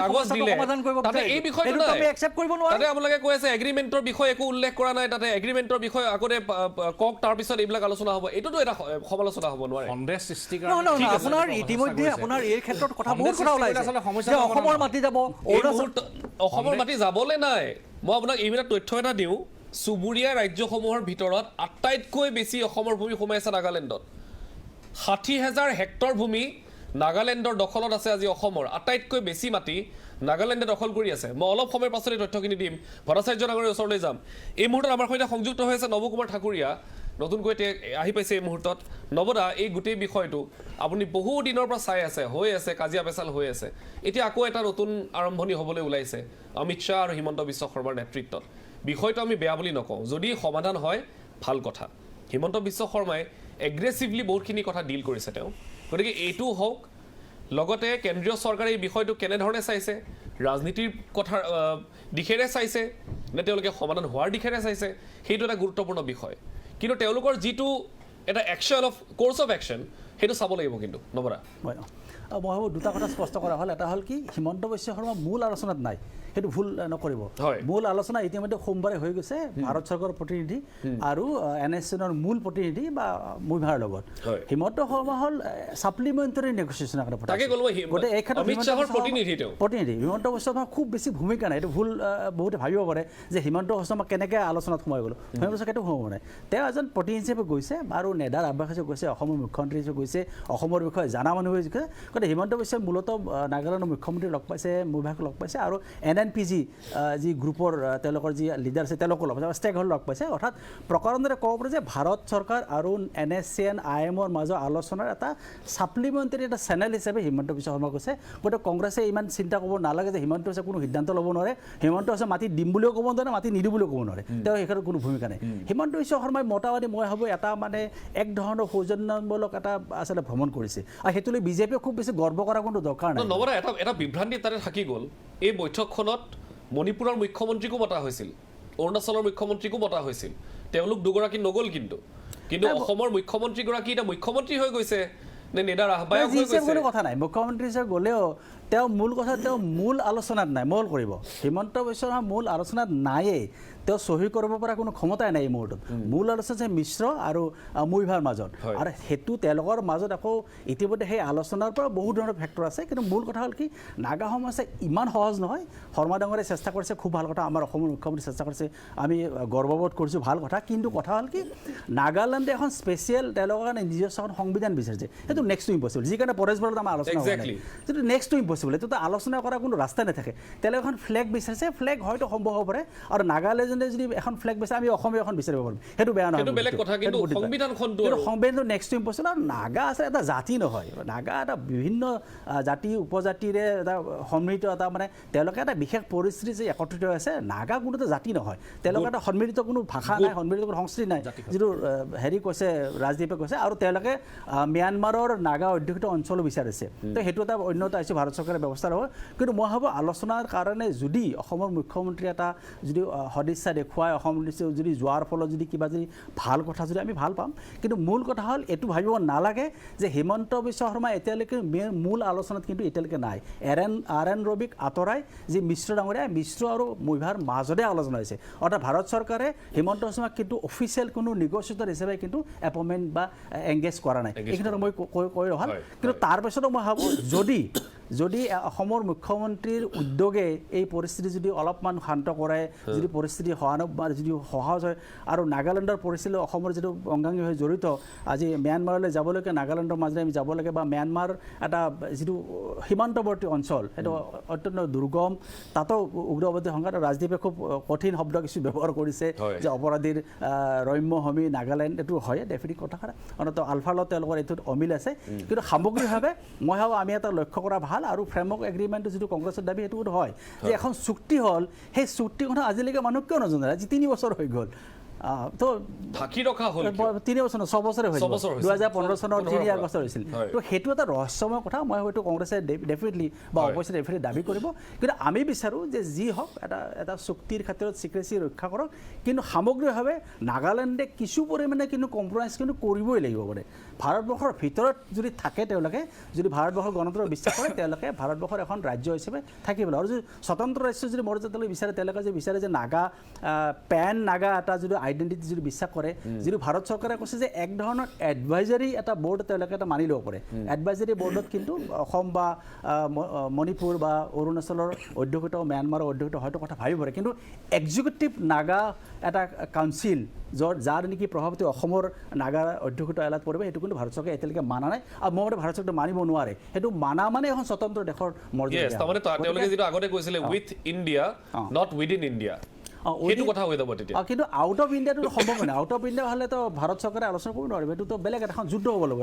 এখন মানে সশস্ত্ৰ সংগ্ৰাম হয়তো বেলেগ এটা ইছ্যু নিশ্চয় নৱদাই খুব গুৰুত্বপূৰ্ণ কথা এটা কৈছে মানে ভাৰতীয় জনতা পাৰ্টীৰ আমাৰ নীতিটোৱে হৈছে এইখন দেশত এক প্ৰধান এক নিচান এক বিধান যিটো কাৰণে আমাৰ শ্যামা প্ৰসাদ মুখাৰ্জী ডাঙৰীয়াই আত্মবলিদান দিব লগা হৈছে আৰু সেই নীতিৰে পৰিচালিত ভাৰতীয় জনতা পাৰ্টীৰ আমাৰ চৰকাৰে কেতিয়াবা তেনেকুৱা ধৰণৰ পৃথক সংবিধান বা পৃথক কিবাৰ কথা যে পাতিব বা সাৰ্বভৌমত্বৰ যে দিব এই ধৰণৰ কথা বতৰাবিলাক সপোনৰ অগোচৰ গতিকে এই যে সন্দেহ সৃষ্টি যিসকলে কৰি আছে আজি কংগ্ৰেছ দলে আজি ৰাইজৰ মাজত এটা সন্দেহ বিয়পাবৰ কাৰণে যিটো অপচেষ্টা চলাইছে এই কথাটো মই দৃঢ়তাৰে কৈছোঁ যে আজিৰ তাৰিখত মাননীয় মুখ্যমন্ত্ৰী ডক্টৰ হিমন্ত বিশ্ব শৰ্মা ডাঙৰীয়াই এই যে আজি যে নাগালেণ্ডলৈ গৈছে ই আমাক ক্ষতি নকৰে ই আমাক লাভান্বিত কৰিব দুইখন ৰাজ্যৰ মাজত যিটো ভাতৃত্ববোধ দুইখন ৰাজ্যৰ মাজৰ যিটো কমিউনিকেশ্যন আমাৰ মাজত গেপ আছিল কংগ্ৰেছ চৰকাৰৰ দিনত যিটো কমিউনিকেশ্যন গেপ হোৱাৰ ফলত আমাৰ বহুত আমাৰ ক্ষতি হ'ল আপুনি যিটো কথা কৈছে যে অসমৰ মাটি নাগালেণ্ডে দখল কৰাৰ যিখিনি কথা কৈছে মেক্সিমাম মাটি দখল হৈছে কিন্তু কংগ্ৰেছ চৰকাৰৰ দিনত যি সময়ত কংগ্ৰেছে অসমত শাসন কৰিছিল সেই সময়ত মেক্সিমাম মাটি তেতিয়া নাগালেণ্ডতো কংগ্ৰেছৰ চৰকাৰ কিন্তু বাৰম্বাৰ অসমৰ 1 ইঞ্চিও মাটি এৰি নিদিম বুলিতো তৰুণ গগৈয়ে কৈছিলে তেতিয়া মুখ্যমন্ত্ৰী হৈ থাকোঁতে কিন্তু তেখেতৰ দিনত এইটো বেছিকৈ বেদখল হ'ল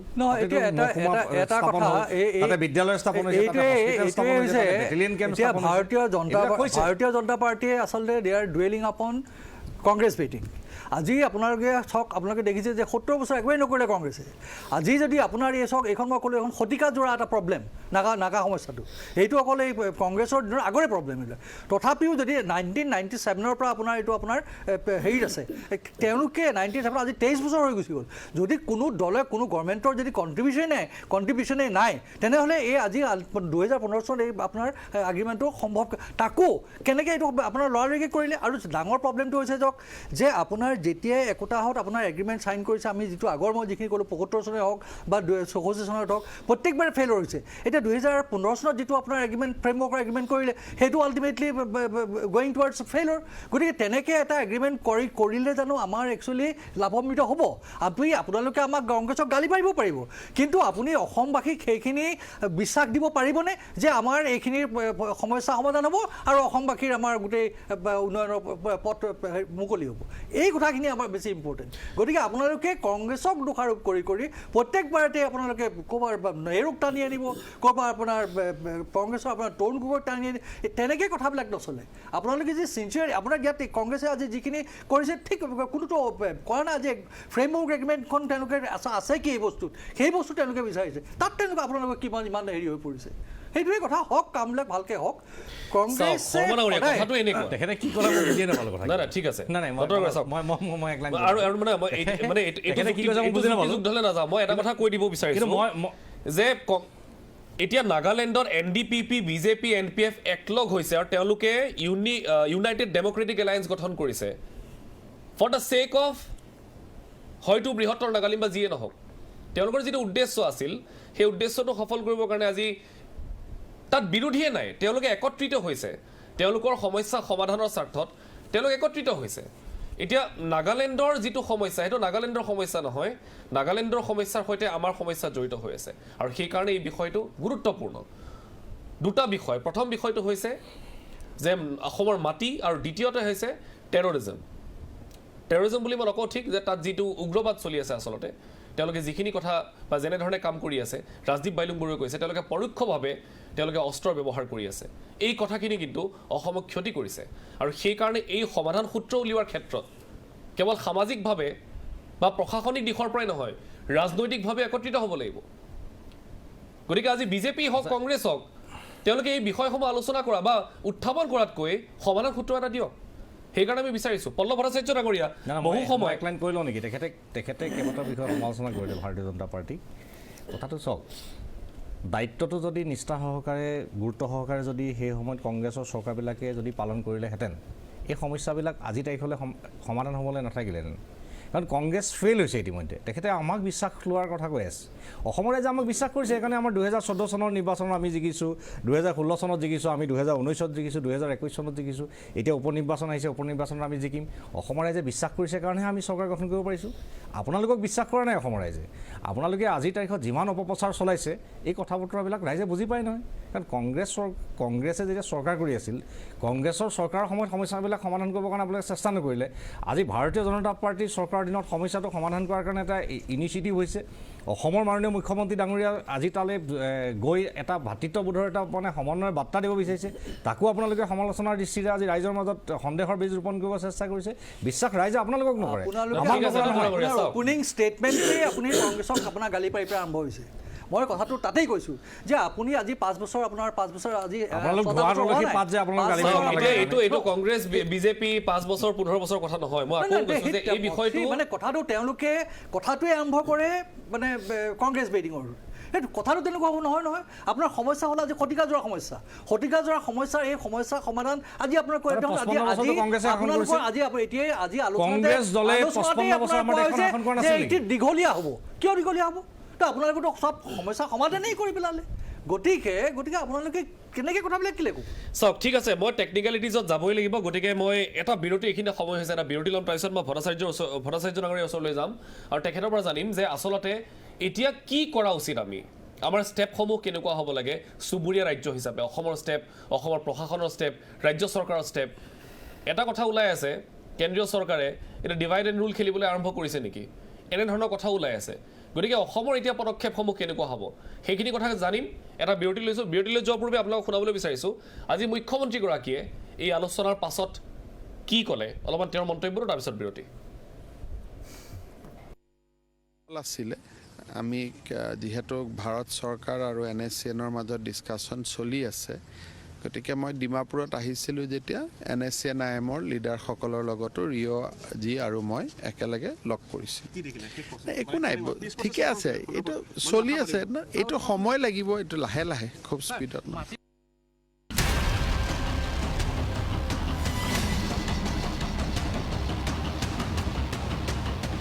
আছে হয়তো সময় হয়নে নহয় নাজানো ভট্টাচাৰ্য ডাঙৰীয়া এতিয়া আমি সমস্যাৰ কথা পাতি থাকিলে নহ'ব বহু দিন সমস্যাৰ কথা পাতিলোঁ এতিয়াও পাতি আছোঁ এতিয়া অসম চৰকাৰৰ ভূমিকাটো কেনেকুৱা হ'ব লাগে ৰাজ্য চৰকাৰে এতিয়া ষ্ট্ৰেটেজি কি হোৱা উচিত কি পৰ্যায়ৰ মাজেৰে এতিয়া এই নগা সমস্যাটো অন্ততঃ কণ্ট্ৰলত ৰখাৰ চেষ্টা কৰিব লাগে ৰাজ্য চৰকাৰে বা প্ৰশাসনে মই এটা কথা ক'ব খুজিছোঁ যে ব্ৰিটিছৰ সময়ত যিখন অসম আছিল সেই অসমখনেই লাহে লাহে ভাগি নাগালেণ্ড এখন ৰাজ্য হ'ল অৰুণাচল এখন ৰাজ্য হ'ল মেঘালয় এখন ৰাজ্য হ'ল আৰু ইফালে মিজোৰাম এখন ৰাজ্য হ'ল গতিকে এই যিটো বাইফাৰ্কেশ্যন হ'ল তাৰমানে বেলেগ বেলেগ ৰাজ্য হ'ল সেই সময়ত সেই ৰাজ্যখন গঠন কৰাৰ সময়ত একচুৱেলি চেণ্ট্ৰেল গভৰ্ণমেণ্টৰ দায়িত্ব যে যিটো বাউণ্ডেৰী আছে সেইটো প্ৰপাৰ হ'ব লাগে যি কি নহওক সেই বাউণ্ডেৰীটো আৰু ব্ৰিটিছৰ সময়ৰ যিখিনি প্ৰব্লেম আছিলে সেইটোৰ কাৰণে বাউণ্ডেৰীটো সকলোৰে মনপুত নহ'ল আৰু তাৰ কাৰণেই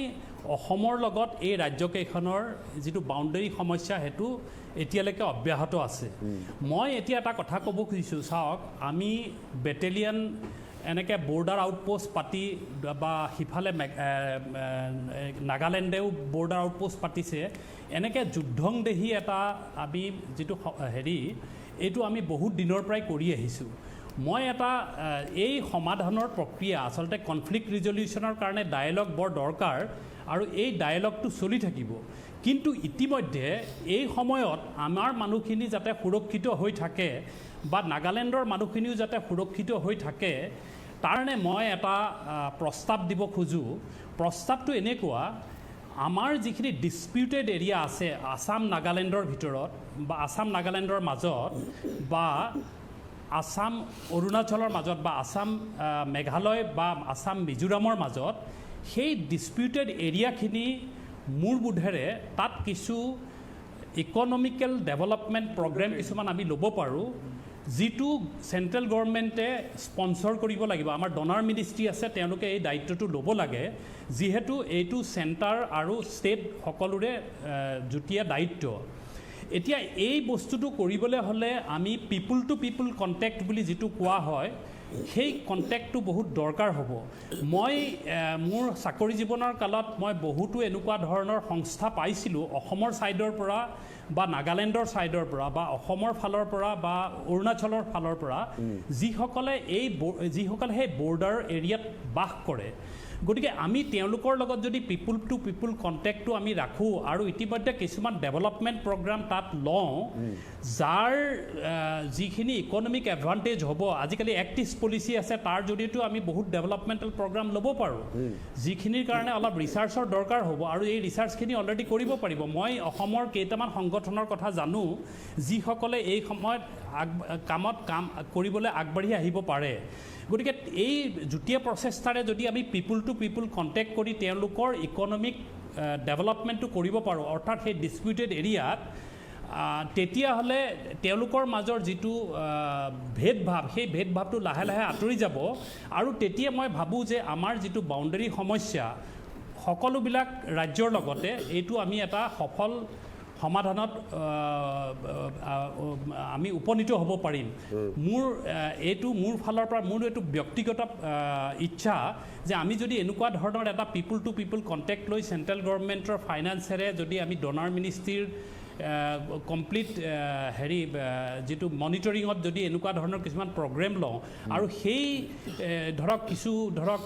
গাহৰি পালনৰ কথা আছে গাহৰি পালনো কৰিব পাৰে এনেকুৱা ধৰণৰ এটা গ্ৰুপো আছে গতিকে সেইবিলাক এতিয়া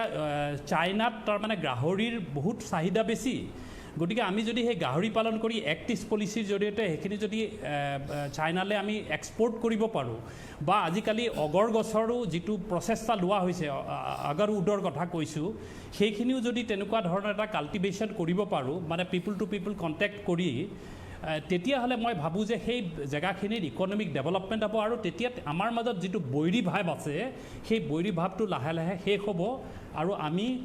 আৰু এইটোৱে আমাৰ বৰ্ডাৰ সমস্যা সমাধানৰ ক্ষেত্ৰতো যথেষ্টখিনি অৰিহণা যোগাব বুলি মই পাৰ্চনেলি এইটো মোৰ এটা নহয় ভট্টাচাৰ্য ডাঙৰীয়া আপুনি যিখিনি কথা ক'লে ভাল কথা কৈছে আচলতে মানুহৰ মাজৰ যিটো মনৰ বৈৰী ভাৱ সেইটো নাইকিয়া হ'ব ঠিক কিন্তু যিখিনি আকৌ কৈছোঁ যিটো মাটিৰ যিটো সমস্যা হৈ আছে কাৰোবাৰ মাটি কাৰোবাৰ ভিতৰত সোমাই আছে বুলি দাবী কৰা হয় অসমৰ মাটি এতিয়া মই ক'লোৱে যে ৬৮,০০০ হেক্টৰ ভূমি নাগালেণ্ডৰ ভিতৰত সোমাই আছে সেইটো সমাধান হ'ব জানো ইয়াৰ দ্বাৰা নাই সেইটো সমাধান ডেফিনেটলি হ'ব মই এটা কথা ক'ব খুজিছোঁ যেতিয়া এটা ফেমিলিৰ মাজতে কেতিয়াবা বহুত কাজিয়া লাগে প্ৰপাৰ্টি লৈ কাজিয়া লাগে ধৰক কিন্তু যেতিয়া তেওঁলোকৰ ইকনমিক ডেভেলপমেণ্ট হয় তেতিয়া তেওঁলোকে লাহে লাহে এইবিলাক পাহৰি যায় এজনে ইজনৰ বন্ধু হৈ পৰে আচলতে এইটো যথেষ্টখিনি সময় লাগিব আমি অলৰেডি আপোনালোকে 97ত আমাৰ যিটো NSCNৰ লগত যিটো এগ্ৰিমেণ্ট হ'ল তাৰপিছত এতিয়ালৈকে প্ৰায় ২৪ বছৰ হৈ গ'ল ২৪ বছৰ আমি একো কৰিব নোৱাৰিলোঁ দুটা দশক পাৰ হৈ গ'ল আমি এটা দশক যদি আমি এই শান্তি প্ৰচেষ্টাত দিব পাৰোঁ শান্তি প্ৰচেষ্টা মানে মই যিটো কথা কৈছোঁ সেইটোৰ কথাই কৈছোঁ শান্তি বা ডেভেলপমেণ্ট প্ৰচেছত সেইটো আমি এটা ট্ৰাই কৰিব লাগে কাৰণ তেতিয়ালৈকে মানে যিহেতু এই পলিটিকেল চলিউশ্যনটো পাওঁতে বহুত সময় লাগিব ইতিমধ্যে এইটো এটা খুব ভাল ভাৱ মানুহখিনিৰ মাজত জেনেৰেট হ'ব আৰু তেতিয়া মই ভাবোঁ যে এইটো এটা পজিটিভ এটা বিষয় হ'ব বুলি মই ভাবোঁ মই এই মুহূৰ্তত ঠাকুৰীয়া ডাঙৰীয়া আপোনাৰ ওচৰলৈ আহিছোঁ এতিয়া এই কথাখিনি যিখিনি পাতি আছোঁ ভট্টাচাৰ্য ডাঙৰীয়াই এটা যোগাত্মক দিশৰ কথা উল্লেখ কৰিছে খুব ভাল কথা যদি কেন্দ্ৰীয় চৰকাৰে ভালকৈ বিবেচনা কৰে আৰু লগতে ডনাৰ মিনিষ্ট্ৰীক দায়িত্ব অৰ্পণ কৰে নিশ্চয় এই যিটো কনফ্লিক্ট মানুহ মৰামৰি যিটো পৰ্যায়ৰ হৈছেগৈ মানুহে ইখন ৰাজ্যই সিখন ৰাজ্যক দেখিব নোৱাৰা পৰিৱেশৰ ভাৰত পাকিস্তান ধৰণৰ এটা চিন হৈছিলগৈ মাজতে সেইটো নিশ্চয় নাইকিয়া হ'ব কিন্তু সামগ্ৰিকভাৱে এতিয়া হিমন্ত বিশ্ব শৰ্মাই অসমৰ মুখ্যমন্ত্ৰী হিচাপে ভূমিকা থাকিব বিশেষকৈ অসমৰ মাটিখিনি নাগালেণ্ডৰ যিখিনি দখল কৰিছে বুলি কোৱা হয় বেদখল কৰিছে আচলতে বা বিভিন্ন চুবুৰীয়া ৰাজ্যসমূহত যি অসমৰ মাটি সোমাই থকা বুলি এটা দাবী কৰা হয় উগ্ৰপন্থী সংগঠন যিটো সমস্যা আছে ইতিমধ্যে আমি কৈছোঁ যে NSCNে যে প্ৰত্যক্ষভাৱে যদি তেওঁলোকে অস্ত্ৰবিৰতি লৈছে কিন্তু পৰোক্ষভাৱে তেওঁলোকে চলাই গৈ আছে আৰু অসমৰ যিসকলে উগ্ৰপন্থাক প্ৰশ্ৰয় দিয়ে আলফাক বাদ দি তেওঁলোকে তাক ইন্ধন যোগাই আহিছে এই ক্ষেত্ৰত কিন্তু হিমন্ত বিশ্ব শৰ্মাৰ ভূমিকাটো যথেষ্ট গুৰুত্বপূৰ্ণ হ'ব পলিটিক্যালি আপুনি গোটেই বিষয়টো কেনেকৈ চাই এটা কংগ্ৰেছ হওক বিৰোধী শক্তি হওক বা অসমৰ বিজেপি চৰকাৰ হওক তেওঁলোকে এইটো কেনেকৈ ডিল কৰা উচিত প্ৰথম কথা হ'ল যে যেতিয়া কেন্দ্ৰত যিটো বিজেপি নেতৃত্বাধীন চৰকাৰ আছে আৰু উত্তৰ পূবত প্ৰায় বিজেপিৰে আচলতে চৰকাৰ পৰোক্ষ প্ৰত্যেকখন ৰাজ্যত আছে গতিকে বিজেপিৰ এটা নৈতিক দায়িত্ব যে একেটা দলৰ প্ৰভাৱিত চৰকাৰবিলাকৰ মাজত কিয় আলোচনাটো সম্ভৱ নহয় কিয় অসমৰ লগত অৰুণাচল বা অসমৰ লগত মেঘালয় বা মণিপুৰ বা মিজোৰামৰ কিয় এই সংঘাতটো হৈ থাকে এইটো হ'ল বিজেপিৰ নেতৃত্ব ভাবাটো উচিত তেওঁলোকে যদি ভাবে যে সঁচা অৰ্থত আমি এক্টিভ পলিচি কৰিম সঁচা অৰ্থত অস্ত্ৰ মুকুতা আমি কৰিম সেইটো তেওঁলোকে কৰাটো উচিত আৰু যিহেতু হিমন্ত বিশ্ব শৰ্মা এটা নতুন এটা বিজেপিৰ এটা নেতা হিচাপে নিজক প্ৰতিষ্ঠা কৰিছে নেশ্যনেলিষ্ট লিডাৰ বা চেফ্ৰনাইজ লিডাৰ বুলি বহুতে ক'ব খোজে গতিকে হিমন্ত বিশ্ব শৰ্মাই যে এই দায়িত্ব যদি পালন কৰে যে মুখ্যমন্ত্ৰীৰ পৰিসীমাৰ পৰা আঁতৰি তেওঁ হয়তো উত্তৰ পূবৰ এটা জনপ্ৰিয় নেতা হ'ব পাৰিব হয়তো নেতাত আৰু বেছি প্ৰভাৱশালী হ'ব PS চাংমাৰ পিছত আমি এজন নেতা এজন হয়তো তেওঁৰ মাজত আমি পাব পাৰোঁ যদিহে তেওঁ ঠিক ঠাক কাম আগবাঢ়ে আৰু পৰৱৰ্তী হয়তো হিমন্ত বিশ্ব শৰ্মা অসমৰ মুখ্যমন্ত্ৰীৰ পৰিসীমা পাৰ হৈ কিজানি ৰাষ্ট্ৰীয় পৰ্যায়ৰ শীৰ্ষ পদতো যাব পাৰিব গতিকে সেইটো তেওঁৰ এম্বিশ্যনৰ কথা থাকিব কিন্তু মূল কথা হ'ল যে যিটো ভট্টাচাৰ্য ডাঙৰে যিটো কথা কৈছে সেইটো হ'ল ইকনমিক বেনিফিট ডেফিনেটলি গুড কিন্তু মই ভাবোঁ ৰাষ্ট্ৰীয়তাবাদ ক'ৰবাত তেওঁলোকৰ মাজত অলপ কম আছে এই ক্ষেত্ৰত বিজেপি কিছু কৰণে আছে আমাৰ বহুত ৰাষ্ট্ৰীয় সংগঠন আছে RSSক আদি কৰি তেওঁলোকে কিছু ভূমিকা কিন্তু ল'ব পাৰে কাৰণ ৰাষ্ট্ৰীয়তাবাদটোত যদি নাথাকে নাগাই যদি ভাবে আমি নাগাহে ইণ্ডিয়ান নহয় মিজোতে আমি মিজো আমি তেতিয়া সমস্যা হ'ব গতিকে ক'ৰবাত এটা ৰাষ্ট্ৰীয়তাবাদ অসমত কিন্তু আগতকৈ বহুতখিনি বাঢ়িছে যাৰ কাৰণে কি অসমৰ অসমীয়া বড়ো অসমীয়া নেপালী অসমীয়া বঙালী সমস্যাটো বহু পৰিমাণে কমিছে গতিকে সেই অৰ্থত এটা নেশ্যনেলিজিম এটা গ্ৰ' কৰা কিন্তু চিন্তাটো কিন্তু হয়তো কংগ্ৰেছে যিটো কথা উল্লেখ কৰিছে বা হয়তো বহুতেই যিটো সন্দেহ কৰিব পাৰে আপুনি যিটো কথা ক'লে যে ৰাষ্ট্ৰীয় নেতা এতিয়া হিমন্ত বিশ্ব শৰ্মাৰ সন্মুখত দুটা প্ৰত্যাহ্বান থাকিব পাৰে প্ৰথমটো হৈছে যে কেন্দ্ৰীয় চৰকাৰে এই বিষয়টো কিন্তু ডিফেন্সিভ খেলিব কেন্দ্ৰীয় চৰকাৰে এই গোটেই বিষয়টো অলপ ডিফেন্স খেলিব আৰু যেনেকৈ আজি মণিপুৰ হওক বা অৰুণাচল প্ৰদেশ হওক তেওঁলোকে এটেকিং খেলিছে তেওঁলোকে পোনচাতেই আলোচনাত নবহো বুলিয়ে কৈ দিছে কাৰণ তেওঁলোকে নাগালেণ্ডৰ তেওঁলোকৰ সৈতে হ'ব পৰা যিকোনো সংঘাতৰ বিষয়ে তেওঁলোকে আলোচনাই নকৰে এই ক্ষেত্ৰত হিমন্ত বিশ্ব শৰ্মাৰ যিটো ভূমিকা সেইটো কিন্তু এগ্ৰেছিভ হ'ব লাগিব অলপমান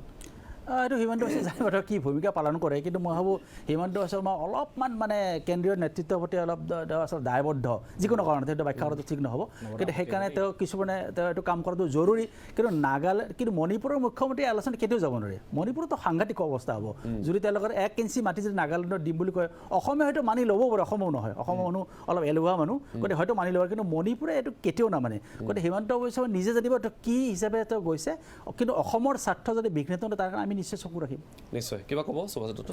নাই এটা কথা মনত ৰখা ভাল যে ডক্টৰ হিমন্ত বিশ্ব শৰ্মা ডাঙৰীয়া এটা বিগ বাৰ্ডাৰ মানে উত্তৰ পূৰ্বাঞ্চলৰ গোটেইকেইখন ৰাজ্যৰ ভিতৰত অসম বিগ বাৰ্ডাৰ নহয় জানো অসমৰ মুখ্যমন্ত্ৰীজন বিগ বাৰ্ডাৰ লগতে তেওঁ এতিয়া আমাৰ NDR বিশেষকৈ আমাৰ নেডাৰ তেখেত আহ্বায়ক গতিকে তেখেতৰ এটা দায়িত্ব আছে ভাতৃ আমাৰ যিসকল ৰাজ্য আছে আমাৰ চুবুৰীয়া যিসকল ৰাজ্য আছে তেখেতসকলৰ ওপৰত আমাৰ দায়িত্ব আছে নাগালেণ্ডত চৰকাৰ গঠন কৰাৰ ক্ষেত্ৰতেই হওক আজি মণিপুৰত চৰকাৰ গঠন কৰাৰ ক্ষেত্ৰতেই হওক মিজোৰামতেই হওক মেঘালয়তেই হওক ত্ৰিপুৰাতেই হওক ডক্টৰ হিমন্ত বিশ্ব শৰ্মা ডাঙৰীয়া এটা গুৰুত্বপূৰ্ণ ভূমিকা আছিল তেখেতে কষ্ট কৰি গঠন কৰি থোৱা এখন চৰকাৰ আজি নাগালেণ্ডত আছে তেখেতে কষ্ট কৰি গঢ়ি থোৱা এখন চৰকাৰ আজি মণিপুৰত আছে তেখেতে কষ্ট কৰি গঢ়ি থোৱা এখন চৰকাৰ আজি ত্ৰিপুৰাত আছে গতিকে স্বাভাৱিকতে তেখেতক বিগ বাৰ্ডাৰ হিচাপে সকলোৱে মানি লয় আৰু সেইকাৰণে আজি ডক্টৰ হিমন্ত বিশ্ব শৰ্মা ডাঙৰীয়া বিগ বাৰ্ডাৰৰ ভূমিকাই পালন কৰিব অসমৰ স্বাৰ্থ অক্ষুণ্ণ ৰাখি অসমৰ জাতীয় জীৱন সম্পূৰ্ণ সুৰক্ষিত মই পুনৰবাৰ কৈছোঁ অসমৰ জাতীয় জীৱনক সুৰক্ষিত কৰি ডক্টৰ হিমন্ত বিশ্ব শৰ্মা ডাঙৰীয়া নিশ্চিতভাৱে অসমৰ স্বাৰ্থ সুৰক্ষিত কৰিহে যিখিনি কাম কৰিব লাগে এই কামখিনি কৰিব এতিয়া এটা কথা চাব কংগ্ৰেছৰ যিটো ষ্টেটমেণ্ট এই ষ্টেটমেণ্টটো তেখেতসকলে লিখি আছে যে এইটো বিধানসভাত তেখেতে নজনালে এইটো হেৰিয়াত নজনালে আজি এটা কথা চাওক যে নাগালেণ্ডখন আমাৰ ভাৰতবৰ্ষৰ ভিতৰত এখন ৰাজ্য নাগালেণ্ডত যদি শান্তি আলোচনা প্ৰক্ৰিয়া চলি আছে ভাৰত ৰাষ্ট্ৰ আৰু তাৰ সংগঠনবিলাকৰ মাজত হৈছে আৰু তেখেতসকলে অস্ত্ৰবিৰতি চুক্তি কৰি তেখেতসকলে আলোচনা কৰি আছে এইটোত তেখেতসকলে আজি যি আমাৰ প্ৰতি যিটো সন্দেহৰ বীজ ৰোপণ কৰিবৰ কাৰণে অপচেষ্টা কৰিছে তাৰ বিপৰীতে কিন্তু কংগ্ৰেছ দলৰ এজন নেতা নৱজিৎ সিং সিদ্ধু তেওঁ পাঞ্জাৱৰ তেখেত মন্ত্ৰী সেই সময়ত কিন্তু তেওঁ কথা নাই বতৰা নাই তেখেতে গুচি গৈছে হাৰিয়ালে পাকিস্তানৰ তেখেতে প্ৰধানমন্ত্ৰীৰ লগত গৈ বহিছে এতিয়া যিজন মুখ্যমন্ত্ৰীয়ে পদত্যাগ কৰিলে তেওঁহে কৈ আছে যে নৱজিৎ সিং সিদ্ধু যি দেশদ্ৰোহী এটা ভূমিকা গ্ৰহণ কৰিলে আজি কংগ্ৰেছ দলত তেনেকুৱা ধৰণৰ উদাহৰণবিলাক আছে গতিকে তেখেতসকলে আনলে মানে আনক যে আজি যদি তেখেতসকলে বেজীটোক যদি হাঁহে যে বেজীটোৰ এটা ফুটা আছে কিন্তু তেওঁলোকে জনা ভাল যে তেওঁলোক চালনি তেওঁলোকৰ হাজাৰটা ফুটা আছে ঠিক আছে সাত ভনী এতিয়া ক'ব পাৰিম চাগে সাত ভনী বাৰু আমাৰ মহামান্য আমাৰ অতি প্ৰিয় প্ৰধানমন্ত্ৰী নৰেন্দ্ৰ মোদী ডাঙৰীয়াই কোৱাৰ নিচিনাকৈ অষ্টলক্ষ্মী এই সকলোৰে মাজত প্ৰিয়টো সাৰ্কাষ্টিক আছিল নাই সকলোৰে মাজত যাতে খুব সুন্দৰভাৱে এটা সম্পৰ্ক স্থাপন হওক কিন্তু আপুনি চাওক এই যিটো মিজু সমস্যা যেতিয়া হ'ল ছজনকৈ মৰিলে আমাৰ আৰক্ষী বৰ এইটো দুখজনক কথা তাৰ পৰৱৰ্তী সময়ত আমাৰ এটা ডেলিগেশ্যন পঠিয়ালে মন্ত্ৰী আৰু সেই ডেলিগেশ্যন ঘূৰি অহাৰ 3 দিনমানৰ পাছত কৰিমগঞ্জৰ সীমাত পুনৰ আপোনাৰ ভূমি দখলৰ এই তেওঁলোকৰ আৰক্ষী বলৰ জৰিয়তে ভূমি দখল কাম আৰম্ভ হ'ল আমি আশা কৰিছোঁ যে কংগ্ৰেছক বা আমাৰ বিৰোধী দল হিচাপে যেতিয়াই চৰকাৰে কোনো আমাৰ পৰা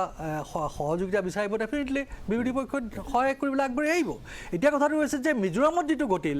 যে মন্ত্ৰী ডেলিগেশ্যন ঘূৰি আহিল আৰু সিফালে আকৌ আপোনাৰ এনক্ৰচমেণ্ট আৰম্ভ হৈ গ'ল যে এতিয়া আমাৰ মুখ্যমন্ত্ৰী তাৰ পৰা ঘূৰি অহাৰ পাছত যাতে আৰু এই শংকাটো কাৰণ আপুনি অলৰেডি কৈছে যে 69,000 স্কোৱাৰ ইমানখিনি আপোনাৰ মাটি অলৰেডি এনক্ৰচ হৈ আছে সেই মাটিখিনি ওলাব লাগে প্লাছ এই সমস্যাটো চিৰদিনৰ কাৰণে সমাধা হ'ব লাগে এইটোৱে আৰু তাৰ ক্ষেত্ৰত কংগ্ৰেছে সদায় দৃষ্টি নিবদ্ধ থাকিব এটা কথা ঠিক যে হিমন্ত বিশ্ব শৰ্মাই কিন্তু পদক্ষেপ কিছু লৈছে এই ক্ষেত্ৰত আলফাৰ ক্ষেত্ৰতো সকলোৱে এতিয়া হয়তো এটা প্ৰশ্ন কৰিব যে NSCNIMৰ এই যিটো সমস্যা এই সমস্যা সমাধানৰ কাৰণে হিমন্ত বিশ্ব শৰ্মা অসমৰ মুখ্যমন্ত্ৰীয়ে হওক নেডাৰ আহ্বায়ক হিচাপেই হওক কেন্দ্ৰৰ প্ৰতিনিধি হিচাপে হওক গৈছে কিন্তু আলফাৰ ক্ষেত্ৰত হিমন্ত বিশ্ব শৰ্মাই কি কৰিব তেওঁক প্ৰশ্ন সোধা হৈছিল তেওঁ আজি কি ক'লে শুনাবলৈ বিচাৰিছোঁ যে আলফাৰ সেনাধ্যক্ষ বা বৰ্তমান চেয়াৰমেনৰ দায়িত্বত থকা পৰেশ বৰুৱা ডাঙৰীয়াৰ সৈতে আমি অনানুষ্ঠানিকভাৱে কথা বতৰা পাতি আছিলোঁ কিন্তু কথা বতৰাবিলাক অনানুষ্ঠানিক আৰু তৃতীয় পক্ষৰ পৰা হৈ আছিলে মই গৃহমন্ত্ৰী ডাঙৰীয়াক কৈছিলোঁ যে যদি পৰেশ বৰুৱা ডাঙৰীয়াই ইচ্ছা কৰে মই কথা বতৰা পাতিব পাৰিম নেকি অন্ততঃ টেলিফোনত হ'লেও তেখেতে মোক কৈছে যে তুমি কথা বতৰা পাতা আৰু যেতিয়াই কথাখিনি কিবা এটা গতি ল'ব বা এটা পৰ্যায়লৈকে আহিব তেতিয়া ভাৰত চৰকাৰে যি ধৰণে প্ৰয়োজন সেই ধৰণে তেওঁ ভাৰত চৰকাৰ ইনভলভ হ'ব গতিকে এটলিষ্ট এতিয়া মই কথা পাতিব পাৰিম ডাইৰেক্টলি যদি তেখেতে বিচাৰে আৰু সেই ধৰণে শান্তি প্ৰক্ৰিয়াটোক অলপ আগবঢ়াই লৈ যোৱাৰ বাবে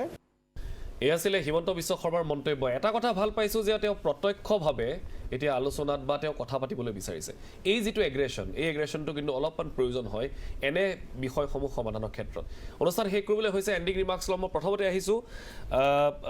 আমাৰ অসমৰ সৈতে যিটো পোনপটীয়া সম্প্ৰচাৰ আছে পল্লৱ ভট্টাচাৰ্য ডাঙৰীয়া শেষত আপুনি অলপ সময় আছে আমাৰ হাতত কি ক'বলৈ বিচাৰিব যে এই প্ৰক্ৰিয়াটো ৰাজনীতিকৰণ নকৰি আচলতে এটা প্ৰকৃত সমাধানৰ দিশে গ'লে কেনেধৰণে আগবাঢ়িব লাগিব এই মুহূৰ্তৰ পৰা মই এইটো কথাই ক'ব খোজোঁ যে এই প্ৰক্ৰিয়াটো যিহেতু বহুত কমপ্লেক্সিটিজ আছে আৰু ষ্টেক হোল্ডাৰ বহুত আছে গতিকে এই প্ৰক্ৰিয়াটোৱে যথেষ্টখিনি সময় ল'ব গতিকে এই সময়খিনি যাতে আমি এতিয়া যিটো মই ইকনমিক আৰু এটা পিপল টু পিপল কণ্টেক্ট যিটো এটা উদাহৰণ দিছোঁ এইটো যদি গভৰ্ণমেণ্টে বা ষ্টেট গভৰ্ণমেণ্ট বা চেণ্ট্ৰেল গভৰ্ণমেণ্টে যদি আগবঢ়াই নিয়ে মই ভাবোঁ যে তেওঁলোকৰ মাজৰ যিটো ৰিলেশ্যনশ্বিপ আচলতে আমাৰ যিটো কথা আগতে কেইবাজনেও কৈছে যে আহোম স্বৰ্গদেউসকলৰ পৰাই আমাৰ এটা খুব ভাল ৰিলেশ্যন আছিলে আৰু সেই ৰিলেশ্যনটো যাতে আগৰ নিচিনাকৈ আহি যায় আৰু ইতিমধ্যে সমস্যাটোৰ সমাধানৰ বাবে এই আলোচনাবিলাক চলি থাকিব লাগিব গতিকে তেতিয়া মই ভাবোঁ যে এই দুইটা প্ৰক্ৰিয়া যদি একেলগে আগবাঢ়ি থাকে তেতিয়াহ'লে আমি আকৌ এটা ভাল সমাধানৰ কাৰণে আমি সকলো হেৰি ৰেডি হ'ব পাৰোঁ মানে ভাল এটা সমাধান হ'ব বুলি মই ভাবোঁ আচলতে নিশ্চয় মই আপোনাক ধন্যবাদ জ্ঞাপন কৰিছোঁ নৱকুমাৰ ঠাকুৰীয়া আপুনি কি ক'ব শেষত এণ্ডিং ৰিমাৰ্কছ মূল কথা হ'ল যে আলোচনা নিঃসন্দেহে চলিবলৈ বিভিন্ন চেনেলত আলোচনা চলিব লাগে চলি থাকিব কিন্তু ভাৰতৰ একতা এখণ্ডতা আৰু ভাৰতত্ব তাত যাতে কোনো ধৰণৰ কম্প্ৰমাইজ নহয় আৰু অসমীয়া মানুহ হিচাপে আমি ক'ম যে অসমৰ যদি সীমা যদি কোনো ক্ষেত্ৰত ক্ষতিগ্ৰস্ত নহয় নাগাই নিজৰ স্বাধীনতা পাওক তেওঁলোকে ভালকৈ থাকোঁ সুখতে থাকক আৰু অসমীয়া অন্ততঃ আমি আত্মসন্মানে জীয়াই থাকোঁ এইখিনি যাতে নিশ্চিতে আমি পাব পাৰোঁ সুভাষ দত্ত কি ক'ব মই এটা কথাই কৈছোঁ যে অসম আৰু অসমীয়া জাতীয় জীৱন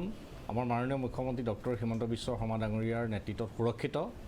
উত্তৰ পূৰ্বাঞ্চলৰ আটাইকেইখন ৰাজ্যৰ মাজত ডক্টৰ হিমন্ত বিশ্ব শৰ্মা ডাঙৰীয়াই বিগ ব্ৰাদাৰৰ যিটো